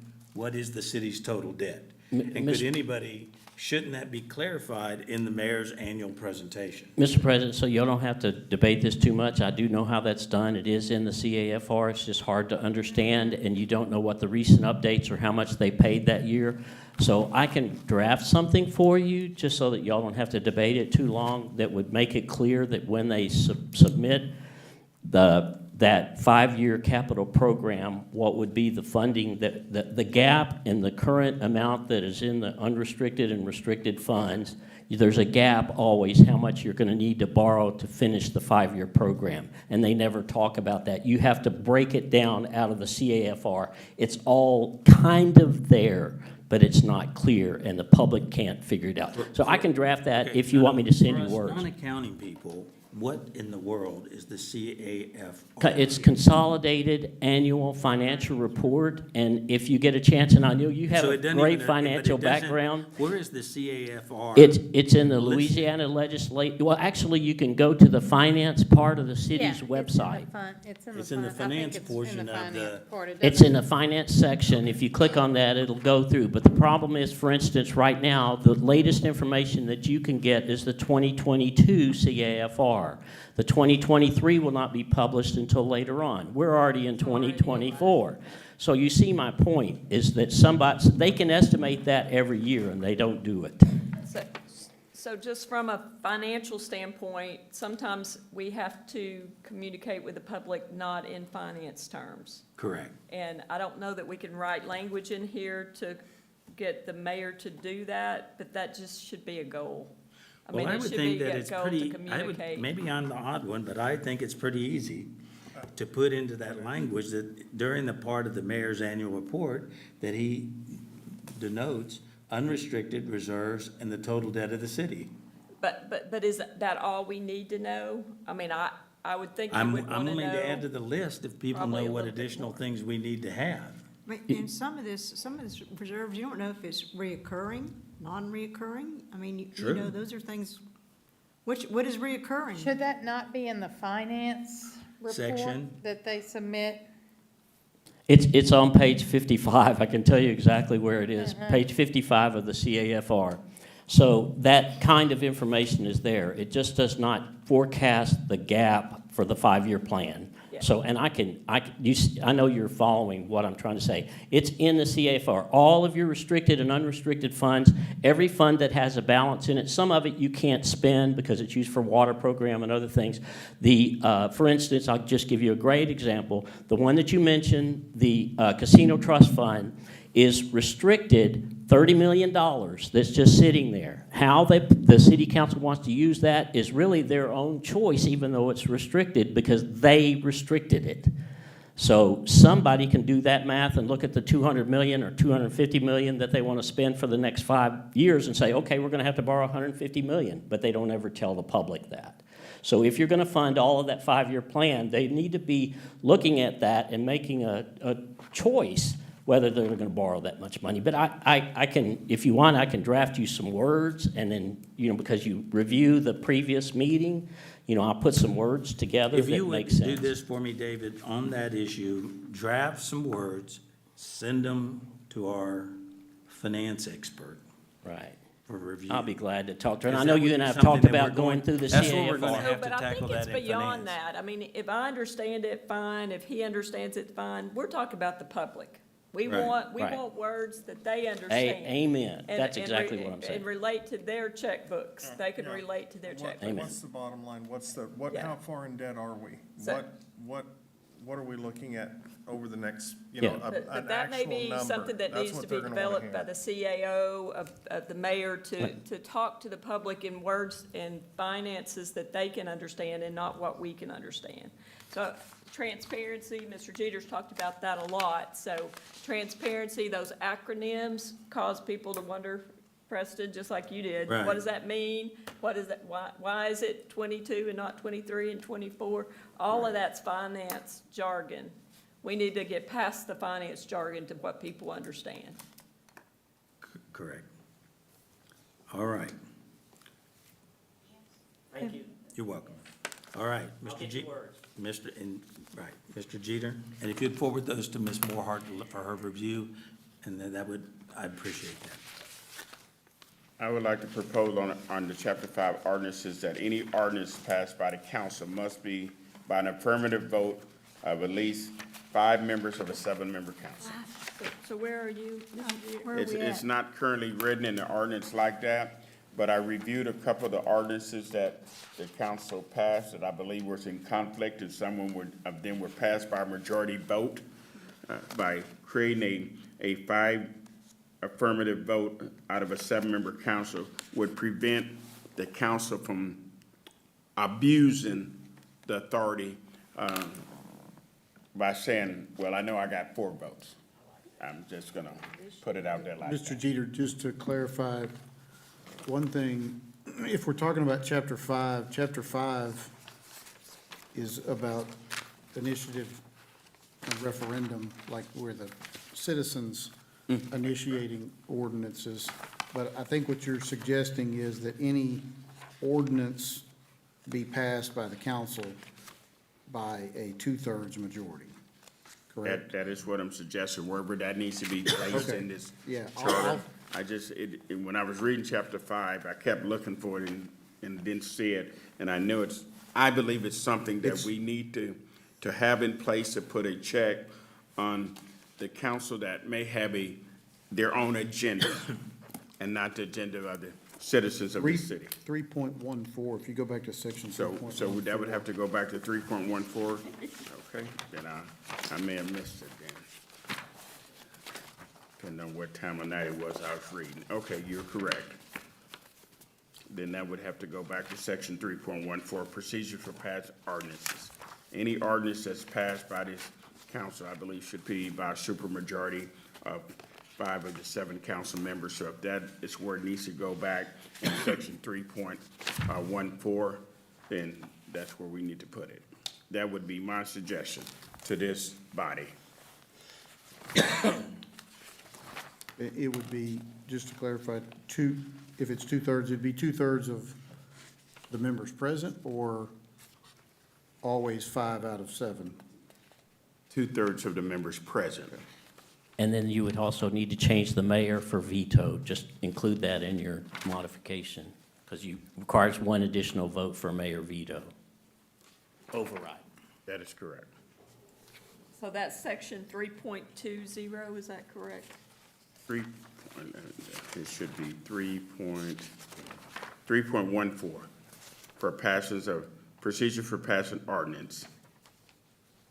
It says ordinance may be introduced at any regular meeting of the city council at a special meeting.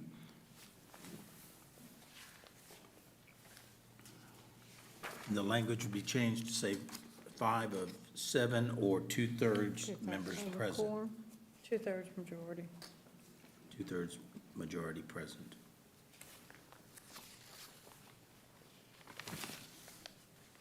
And then the veto requirement of the mayor would be, If the mayor vetoes an ordinance, it will require a same supermajority to override the mayor's veto. It would require one additional vote is a typical override. It requires one more than your basic approval. so you're right, if there were 6 members present and they voted 4 to 2, 4 then to it would 2, it require would take 5 to 1 to override the mayor. mayor's veto. Well, and I'm not sure, I'm not arguing with you. I think it typically is a two-thirds majority for the override, but if you move the passage to two-thirds, then, I don't know. Well, it would be here because there's 7, but it's not always just one more vote. It's a different, I mean, it may have to be unanimous. I don't know. I'll have to research that. It might be, right. It's just that typically it's a majority vote, and then it's a supermajority to override. But if we're moving the number up, then it's not just that you add one more vote. It just, the math works out with 7 council members. We should consider the one additional, or even the concept of a unanimous vote to override a mayor's veto. So we should probably keep section 3.20 consistent with that.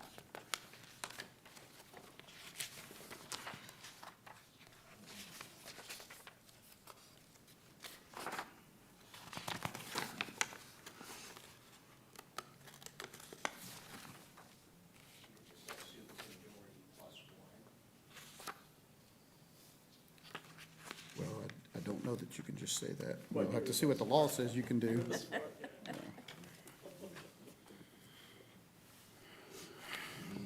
I like the concept of the unanimous, but that would make it very tough for the city council. They'd have To get anything. to override a mayor's veto. If the mayor vetoed it, then the city council better be unanimous in overriding that issue. And I don't think there's anything wrong with that language. That's something I think we should consider when we come back to vote on this. What I think we have to be careful with is to set this up for the future and not for every incident we're trying to prevent. So if you do that, we may get bogged down and cause a logjam in anything getting done. So the framework has to be able to flow in some way. And I can, in that aspect, you don't see, everybody's not gonna see eye to eye, and there may be one group that has one councilman that believes that might not be best for their district, but it's best for the rest of the city, and then you've got stuff, I just see that being, a unanimous, I foresee being a problem later on, because you never know who's gonna get voted in, and you never know. Right, there's something to consider for that language. I don't know how many times has the mayor vetoed anything, Richard, recently that's passed by the city council? You can also consider, my suggestion that I read 2 meetings ago, I think, was for passing of debt and new debt. That would be, if you didn't want to do this for everybody because you had that concern, but new debt is a big issue for the whole city, not just one district. So that would be where I sent y'all words. If you look at my draft, I think that would almost be good as written, and that would at least solve one of the problems. Okay. We know that's gonna be an area to discuss details. Mr. Jeter, next section. Okay, are we in section 6? Talking about budget? Well, we have chapter section 6. 4 that we finished, I guess. Is there, Mr. Chair, I have no other comments in section 5, talking about initiatives and referendums. let me see if we have any, And I'm sorry I keep interjecting, but I've gone through this like you do, Mr. Jeter. I love what you're doing. I like the changes that you did for when you go to page 22 of what you guys are looking at, which is in 5.01, which is all about petitions, which we want to make sure we get right. I would like to, on paragraph 3 of this, where it says that the petition has to have signer's ward, precinct, or year of birth, I would love to hear this say the signer's ward, precinct, and year of birth, or voter ID, because voter ID includes every bit of that. When I was going door to door, a lot of people did not use year of birth. They're talking about, they're worried about giving too much personal information. If it was written clearly so that if I didn't want to put my ward, precinct, and year of birth, voter ID identifies everything. Put or voter ID. And then if I just wanted to put the voter ID, because I can look that person up. Most people, when you knock on their door, cannot find, if they want to answer the question, they cannot find their ward and precinct. So I have to go to the app and look them up if I can find them. But if I get their voter ID because I look at the app, then it's just so much easier. So to me, now I'm pretty sure Mr. Ray, of course, he was there, so he knows all the details. If the charter says that, I'm pretty dadgum sure it would be acceptable, because the charter rules, and that's what basically the judge said, was that without something specific in the charter. So I think that would be a very nice change. Just consider it. It would be easier, I think, for the public and for whoever's doing a petition. Mr. Crockett, can you speak specifically to what section and what paragraph? Section So- 5.01, Okay. And paragraph 3, attached. the section 3 of that, it says signer's ward, precinct, and year of birth, and I would just say, or voter ID. So who has access to the voter IDs? Anyone who's got a phone, and if I have the Go Vote app, I can look up your voter ID right now. So how would that prevent someone fraudulently putting people's names on there and their voter ID? They have to They have to sign sign it, it. and the registered voter must verify the Must signature master. verify the signature. The signature that's on file with the register of voters office. The ultimate issue is that you have Just to like give we the do registrar. on mail-in ballots. I'm Exactly. sorry. The ultimate issue is that you have to give the registrar enough information to get to the voter, or to the signature, and they verify the signature. They have a process that they have to go through, and it doesn't require, in that list of things in the process, it doesn't require them to check the ward, precinct, or it doesn't require them to check the year of birth in their description of what the registrar has to do. It doesn't say that they have to check the voter ID. It says they have to check the signature. And there's another list of things that they have to do. I just think it simplifies it. And Richard, I know you know that very well because you went through all the lawsuit stuff, but I'm pretty darn sure on that because I did beat that up myself. It just, if it says or voter ID, that'll be all you'd have to have. okay. It doesn't violate any other personal. I'm trying to find, Public knowledge, so. Are you following where he's at in the section? not in this section, I'm not. I'm It's looking. it's right in the very first section. Page 23. Well, Oh, he's on got a different- different yeah. set. It should, under the beginning, The issue was that under the existing charter, when that petition was presented, because there wasn't guidance in the charter, That's a proposed change. there's a state law that says any petition that is to be certified by a registrar has to have certain things. And it's under, the law's referenced there, 18:3, revised statute 18:3. And so all of the stuff that's been added would put the same, it would track the language in the statute so that we wouldn't have this issue in the future. Hey, Richard, what read the Colonel Crockett paragraph right is- before that, the beginning of that 18.3, before it gets to A, B, C, and D, and E. It says barring other controlling guidance or something like that. And your charter would be the controlling guidance. The whole issue was that there was nothing in our charter that said what you would have to have for a petition. And a judge would have to follow your charter, right? I mean, that's what we discussed. Yeah, I was trying to get to the same thing. Because there was nothing in the charter, then the state law filled that gap and mandated that the certain things be there. But I wouldn't disagree with that. If the charters, I wish the charter had guidance to say what you have to have, but because it didn't, that was the big So if problem. it would have had voter ID, that would have made things a lot more, If it had been in the charter. yeah. But it cleared up the issue. All right, I think we have that issue discussed. So there is a change that it's talking about 25%. This is 5.01, the first paragraph, Correct, second line. instead of 33%. I don't know that I agree with that. I don't like it. I think it stays, I like it at 33. 33% Yeah. is a small number compared, I don't think it should be lowered. Well, can I address that? If you, just with the amount of voter participation that we have right now, it takes 3,000 signatures. That takes about 4 months for about 4 people doing it full-time. It takes a huge investment to do that. And that's just to get something on the ballot. You're not talking about what it takes to change the charter. So I think that some of those concerns about making it too easy or whatever the debate might be on that, why would you worry about giving the people a choice to improve their government?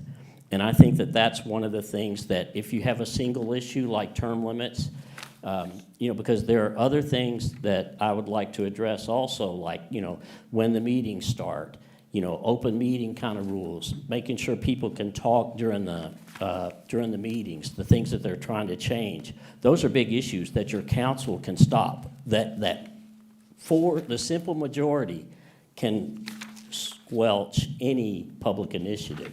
So I think that putting it on the ballot is not a risk. Putting it on the ballot is giving the public a choice. And I think I would just like to address what you're saying. It's not a huge risk. And it doesn't cost the city an enormous amount of money if you're willing to go and get 2,000 signatures, because our petition is going to be going down to 20%, which reduces it today about another 1,000, so it would only take us 2,000 signatures, which would take 3 months. So I just want to throw that out. Right, and I just would ask you as members of the commission to go back and talk to your city councilman who appointed you to that position, to give you some guidance, because I think the mayor has asked for 25%. That's where that recommendation came from. I know that my city councilman has mentioned that to me. And so I would like you to make sure that whether you're at 25% or the 33%, that just touch base with your city councilman who appointed you or the mayor, so that you'll know their feelings on that issue. And the people.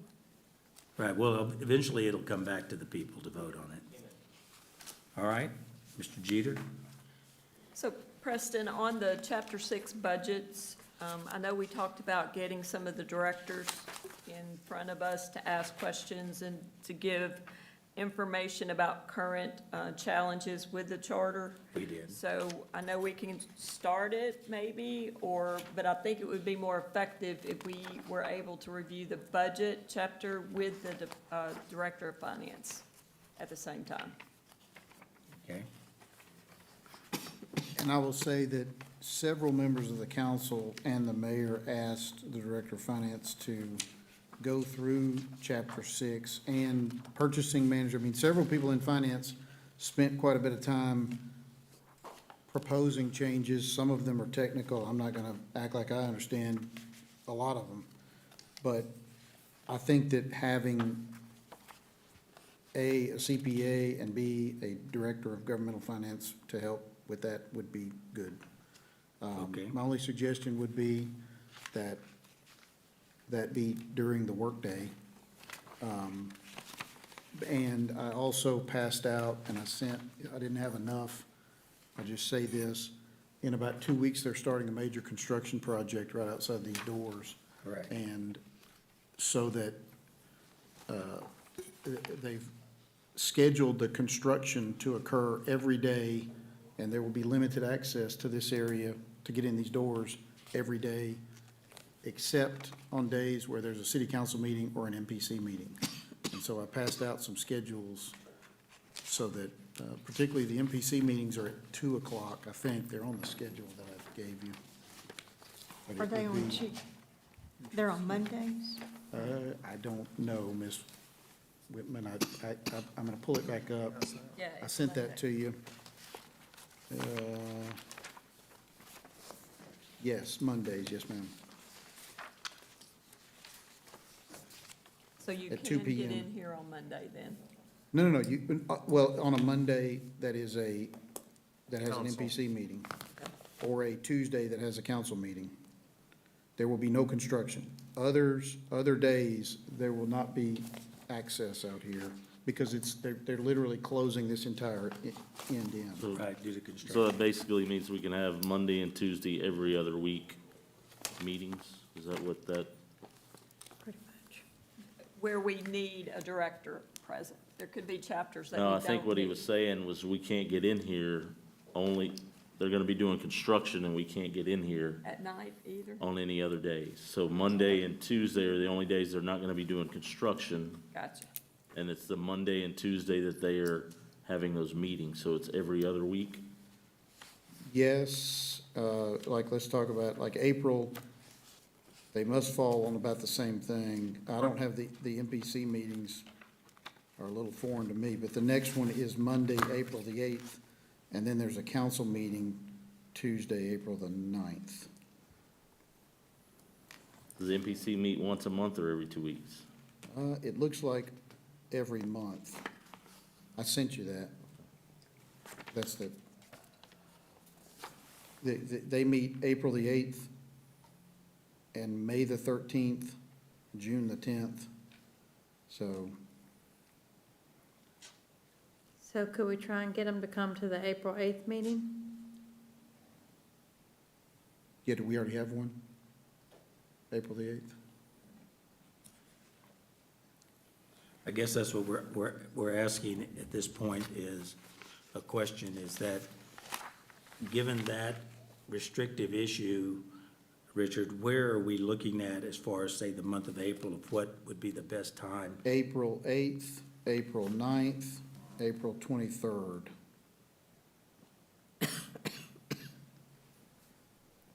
He said the 8th, the 9th, the 8th, 9th, and 23rd.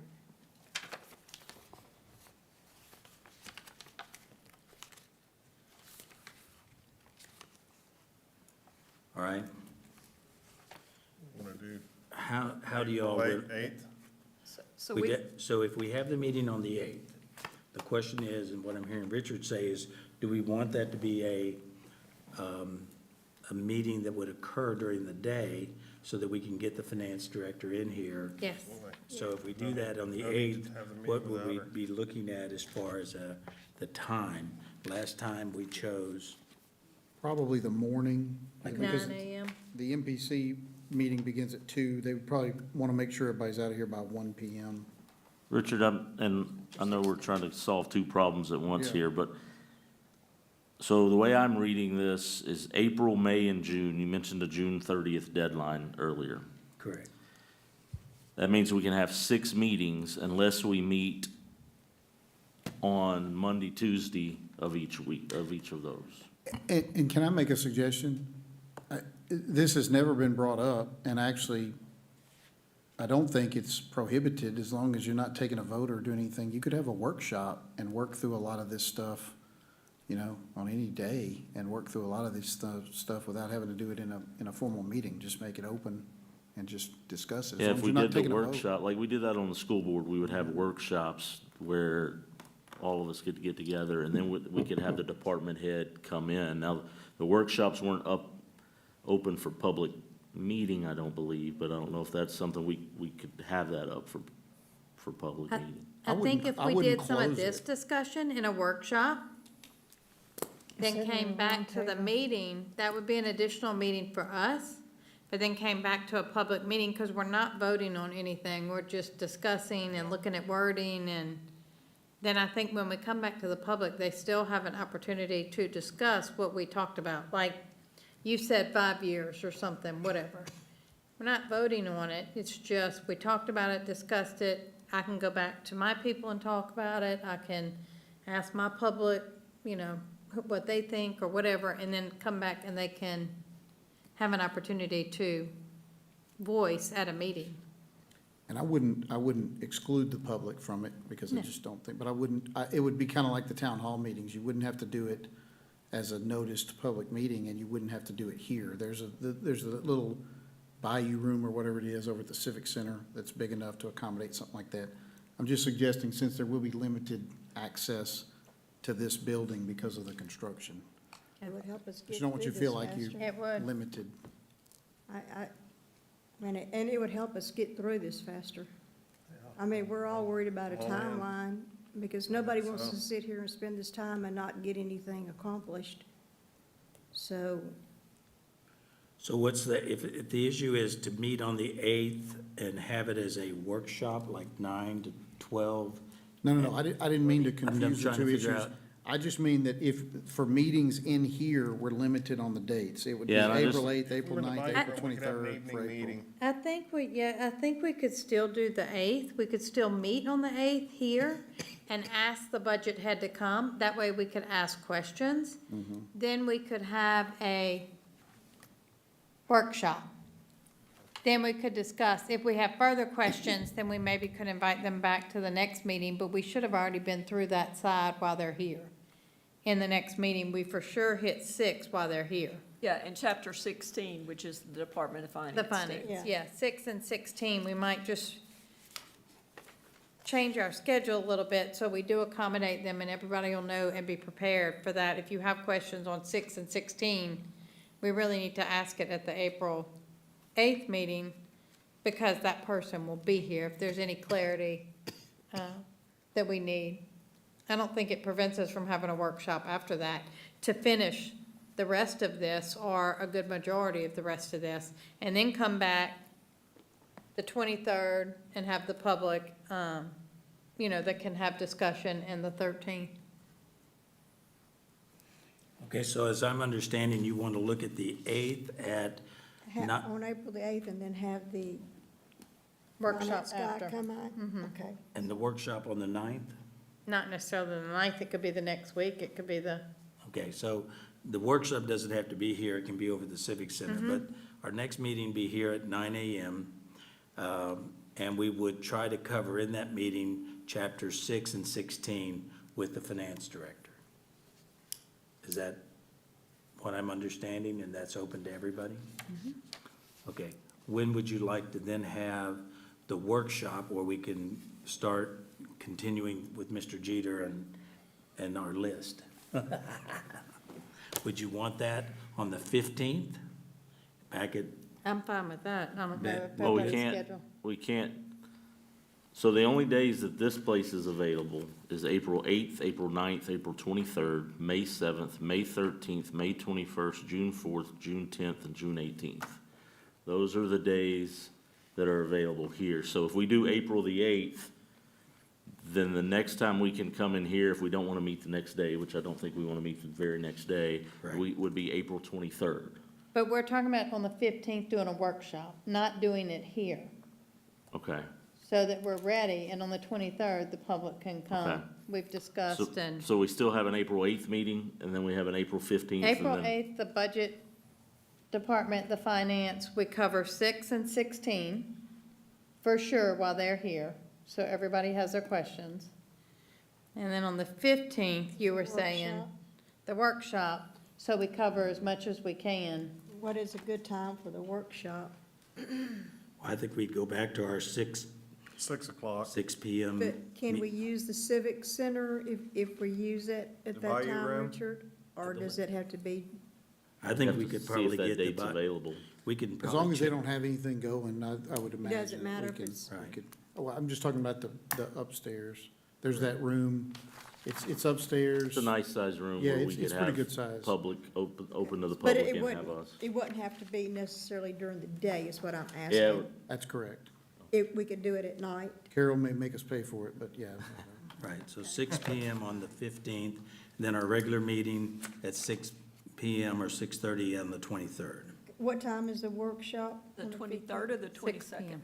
Well, I thought we- 23rd. 23rd. I thought we were only I'm available sorry. on the My 23rd. ears are so stopped up from all these allergies. 6 p.m. on the 6 p.m. on the 15th. 15th? 6 Okay. PM on the 23rd here. Correct, The 8th at 9 a.m. and the 15th at 6. correct. And the 23rd at 6 PM here. 6. Now, back to your dates, May. Let's just talk about Yeah, May. May the 7th, We're open May, these are dates that are available to us to May, have a formal meeting. correct, May 7th, May 13th, May 21st. The 20, April the 23rd, is at what time? The one on the 6 p.m. 23rd be 6 PM. 6, okay. So the May 7th, 13th, and 21st, we can decide if we want at our meetings as to whether or not those are workshops or meetings. Right. If- And who else we may want. Correct, if we What- want somebody what other else off the, directors? somebody else in the, for example, if we talked about maybe if we wanted to do a workshop, we could do it with the community development director, something of that Or nature. if we wanted a police chief or a fire chief or a Right. whoever, executive, whatever they call them, CFO, CEO. So the main thing, Richard, if I appreciate it, is on the 8th, starting at 9 AM, and we're gonna try to cover chapters 6 through and 16. Then we're gonna have a regular meeting on the 15th We're of gonna have a April. workshop. That's a workshop But meeting. that's gonna be the workshop, okay, that's gonna be the workshop, okay? And then the meeting on the 23rd. And we'll decide at that meeting where we head on May, but knowing that the dates are 7th and 13th and 21st. Correct. And our hope, I mean, our goal is that we get as much, if not all of it, completed by then. So I would hope so, it's too. April the 8th, April the 15th, April the 15th, April April the the 23rd. 23rd, and then May the 7th.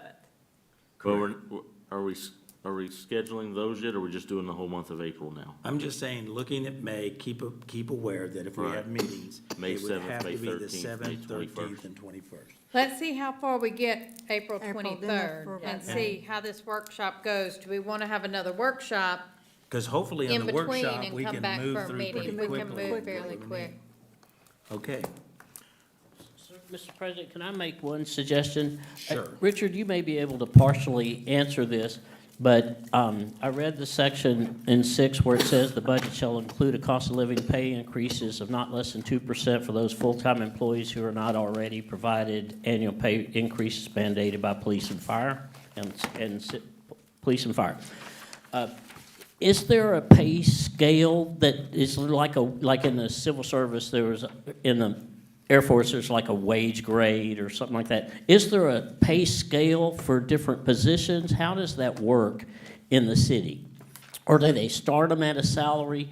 And then that would be the question that I would hope that we would need to get an answer from the finance director to know how that would be managed. But it would be interesting, like if a beginning gardener that mows grass gets, it would be nice if we could get that kind of information, but before the meeting, so you know what kind of questions to ask. So I think that question is absolutely one on my list for the finance director. okay. All right, so I think we have April taken care of. Where would you all like to proceed? Would you like to do and finish this one section? Yeah. And then we'll look at That's my- terminating and beginning this again on the 8th, My vote is to get Okay. through 7, if Okay. that's okay. okay? What do y'all, I have no Anybody problem else? with that. Do we have, Mr. Jeter, where do you stand on 5? I'm done with, chapter 5, Mr. Chair. with Okay, 5. and we can skip 6, because we know we're gonna Well, address that. I have a question about 6 that has nothing to do with the budget. It is something that was written in chapter 6 that I have a question about. All right, can you address what that section would be?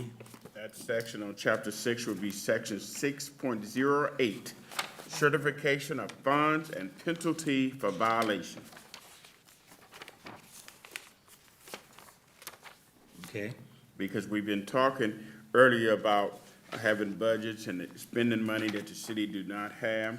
And in this particular section, it says, if any employee or appointed employee of the city knowingly incurs any obligation, authorizes or makes any expenditures in violation of the provision of this plan of government, or take part therein, such action should be cause for his or her removal and occurs with the provisions of Chapter 7 of this plan of government. And when I go over to Chapter 7, I don't see anything covering that. And if we're gonna have certifications of funds and penalties for violation, we know who approves the budget. And I would like for us to consider some language that hold our city council and our other elected officials accountable if they expend funds that are not budgeted, that cause us to go into a major deficit or over budget. But also, this thing says provisions of Chapter 7 of this plan of government. Chapter 7 deals with the Public Affairs Office, the mayor, the chief administrative officer, project coordinator, and I'm trying to find out any penalty in Chapter 7 for those that misabuse public funds or spend public funds or obligate public funds that is gonna cost the city to go bankrupt.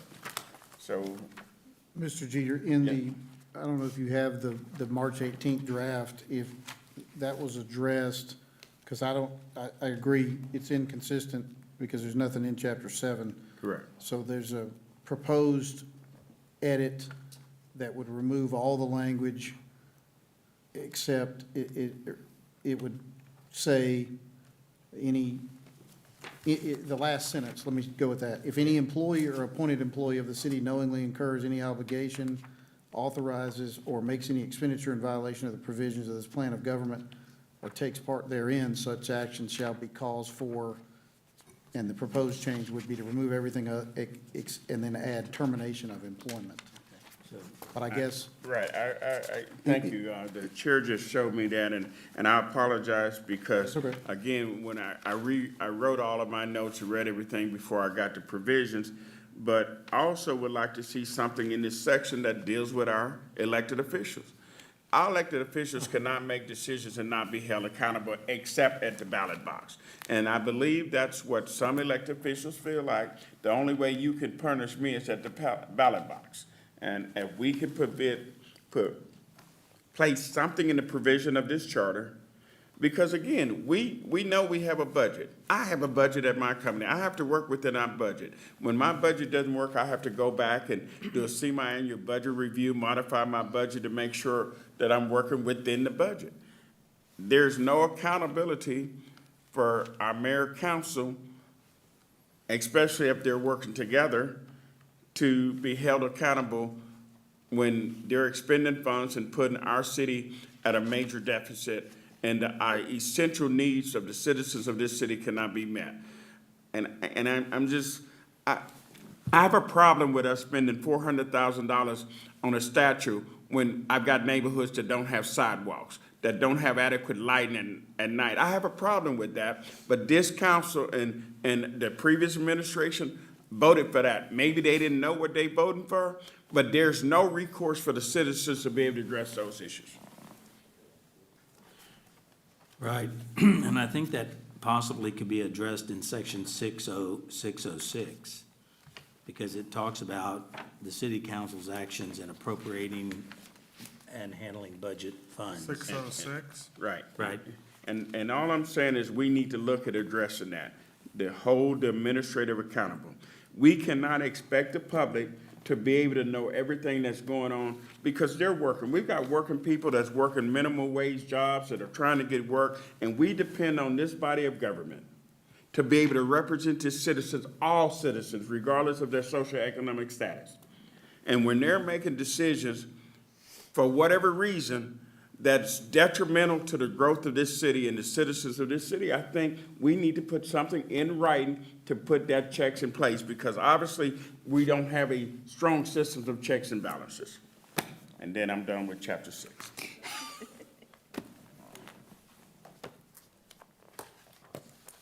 Well, I like the thought process, but I'm not sure I know how to make the rubber meet the road. I think it'll be important to talk to To ask the budget head, Director yeah. of Finance about Yeah. what the legislative auditor, how she reports those budget overages and that type of stuff. I'd like to hear from her exactly how she's handling that and how that comes through the process of the city council and all of that. And what I'm saying, fellow citizens, is that that budget may have started out at one thing, but it has ballooned. And I have a hard time going through certain neighborhoods that don't have lights, don't have sidewalks, and I drive by a $400,000 statue that nobody knows who it's for, when we got major infrastructure issues. In some neighborhoods, we can't walk down the street because there's an overflow of water in the streets because we have not done an adequate job of cleaning out the storm drains, but we've got money to spend on other issues. I have a problem when we've got parks that we have created in our city that the citizens can't use because we've got more out-of-town businesses using the park, and we have nothing in our Parks and Recreation Department to make those parks available to the citizens that are paying the taxes, that are building the parks. So if we don't address some of these financial priorities, put some language in this charter to address those issues, then we're gonna be back where we're at, and our citizens suffer. And I think that's the only reason why I've been insisting that we go through this whole charter, so that we can make sure that the citizens of this city of Bossier, whom I love and retired to come back here to, they have a government that is working with and for them and is representing them. Preach. It's good stuff. So I guess the question is that something that you should be bringing up when we meet with the budget and finance? Yeah, Absolutely. yeah, Okay. yes. All right. May I throw one thing out there? Because, listen, I love you, brother. You're exactly. Your supermajority idea is one of the things that would have stopped some of the wasteful spending that's happened in this council, because you can always find a couple of councilmen that may speak out against it. We've seen that on this council.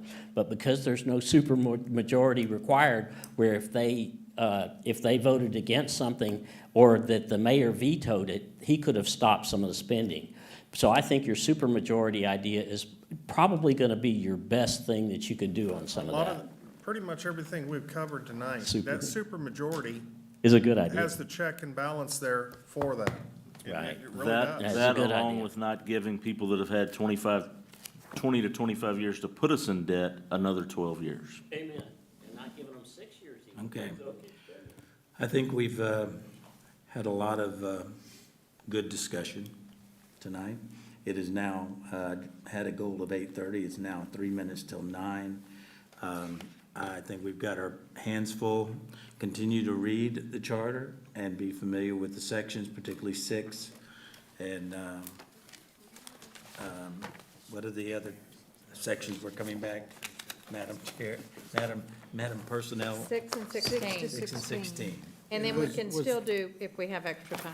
Right, if you will also, under the agenda, make sure that all other sections are put into our agenda, Richard, so that we can discuss any and all that we'd like to talk about. If we wind up having this short meeting, which I don't anticipate, but we'll still make sure that we have all the other areas and all the other chapters covered, so we can cover any of those that we'd like. So we can put kind of a blanket statement that in the agenda, or a more vague item that says we will continue our reviews. Of all, As scheduled, right, of all city charter chapters. Yeah, got that. Say that fast. pending time. You Okay. talked about getting through 7. Is there anything in 7? Because there's not a whole lot. I don't think I there's much I had a through couple 7. of things on 7, but it's more understanding on 7 of. Well, let's just, It was on the do y'all want to agenda. talk about 7? It was on the Well- agenda. If we can well- get through it. Let me get back to where. Is there where seven anything is. that needs to be voted on 7? Or if you have a question about 7, we can bring it Yes, up. section 7.03, Chief Administrative Officer, the same that I said earlier, the mayor should nominate, and take out for confirmation by the city council a chief administration officer. The mayor may nominate for this Fire chief, position. police chief, and chief administrative And chief officer. administrative officer, without confirmation by the city council. And then the only question I had, other than in chapter 7, is I'd like to know, is there a need for a project coordinator? I know we had a CAO that at one time held the position of CAO and project coordinator. And I'd like to know if that is a position, is something that we need at this particular time, because as we look at this budget, I also know we've got to address adequate compensation for individuals that are working at the city. And as we go further on, I think we need to add some requirements. I'm just saying that for some of these positions that we've got in here, that where we say you have to have a bachelor's degree and 5 years experience, we do not address continued education in some of these CLEs. I'm required to get continued education in my field of work, and some of these individuals that have been in these positions for a number of years may have come in with a bachelor's degree with the 5 years or whatever experience, but have they been getting continued education in these particular areas to help our city grow? I think we want our city to be the very best that it can, and the way you make sure that you're up to date with all of the changes in every area as you go to continuing education classes, you go to workshops, you attend webinars, and make sure that you've got the best management practices. And we don't necessarily require that of the people that are working in city government. There are people that are doing things out there different and better, and you can borrow from those ideas, and we should put some of those requirements in some of this charter to make sure, but we also got to make sure we're giving them adequate compensation and pay. And Okay, well, we do know that the city is undergoing a current compensation study, correct, Richard? Yes. So, and I don't disagree with you about having something in there about that issue of additional continuing education. Did you want to comment, a question on something in section 7? No, I agree with Mr. Jeter, but I am focusing on section 7.03, the arena division. So I do think it probably should not be in public affairs. I'm not sure if the CAO is the right place to put it. I'd just kind of like to hear how it's actually operating and who's really Now, you're talking about the responsible chief for it. administrative officers? No, the The arena arena division. division. 7.03.1. It's, Oh, okay, I see. Is that? with It's the- run by a private company now? well, the arena itself is under contract and has been, I think, since it opened. It's ASM Global. But on the charter, there are many departments in the city that are under the Director of Finance. And currently, the CAO, as a practical matter, I think, is over that currently.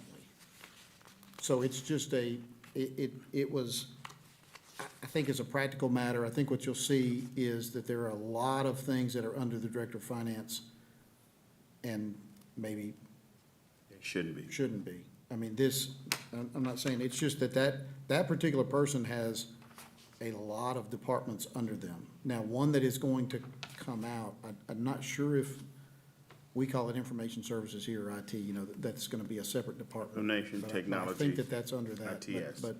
But there's just so many under the Director of Finance. I think what has been found is that in a practical matter, it's better under the mayor's office and under the CAO, so. So I do think we have the opportunity to look at the current org structure at some point, which would cross over chapters, and make sure we're aligned in the charter with the current structure or the future structure that we feel will be best for the city.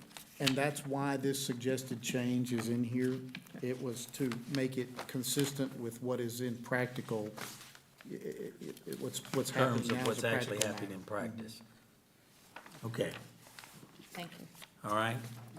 Richard, what are you thinking, of moving into the mayor's office and then maybe come up with someone specifically for those areas? You're talking about hiring someone else or just utilizing someone else that's in the mayor's office? What are we talking about? On taking it from the CAO. Oh, I just think it's there is an arena division, because there is an arena, and so other places in the charter, there's an arena division, and it's just it's just where that falls in the structure. It's not necessarily the person, it's just, this was removing it from the Director of Finance and moving it under the CAO. Yeah.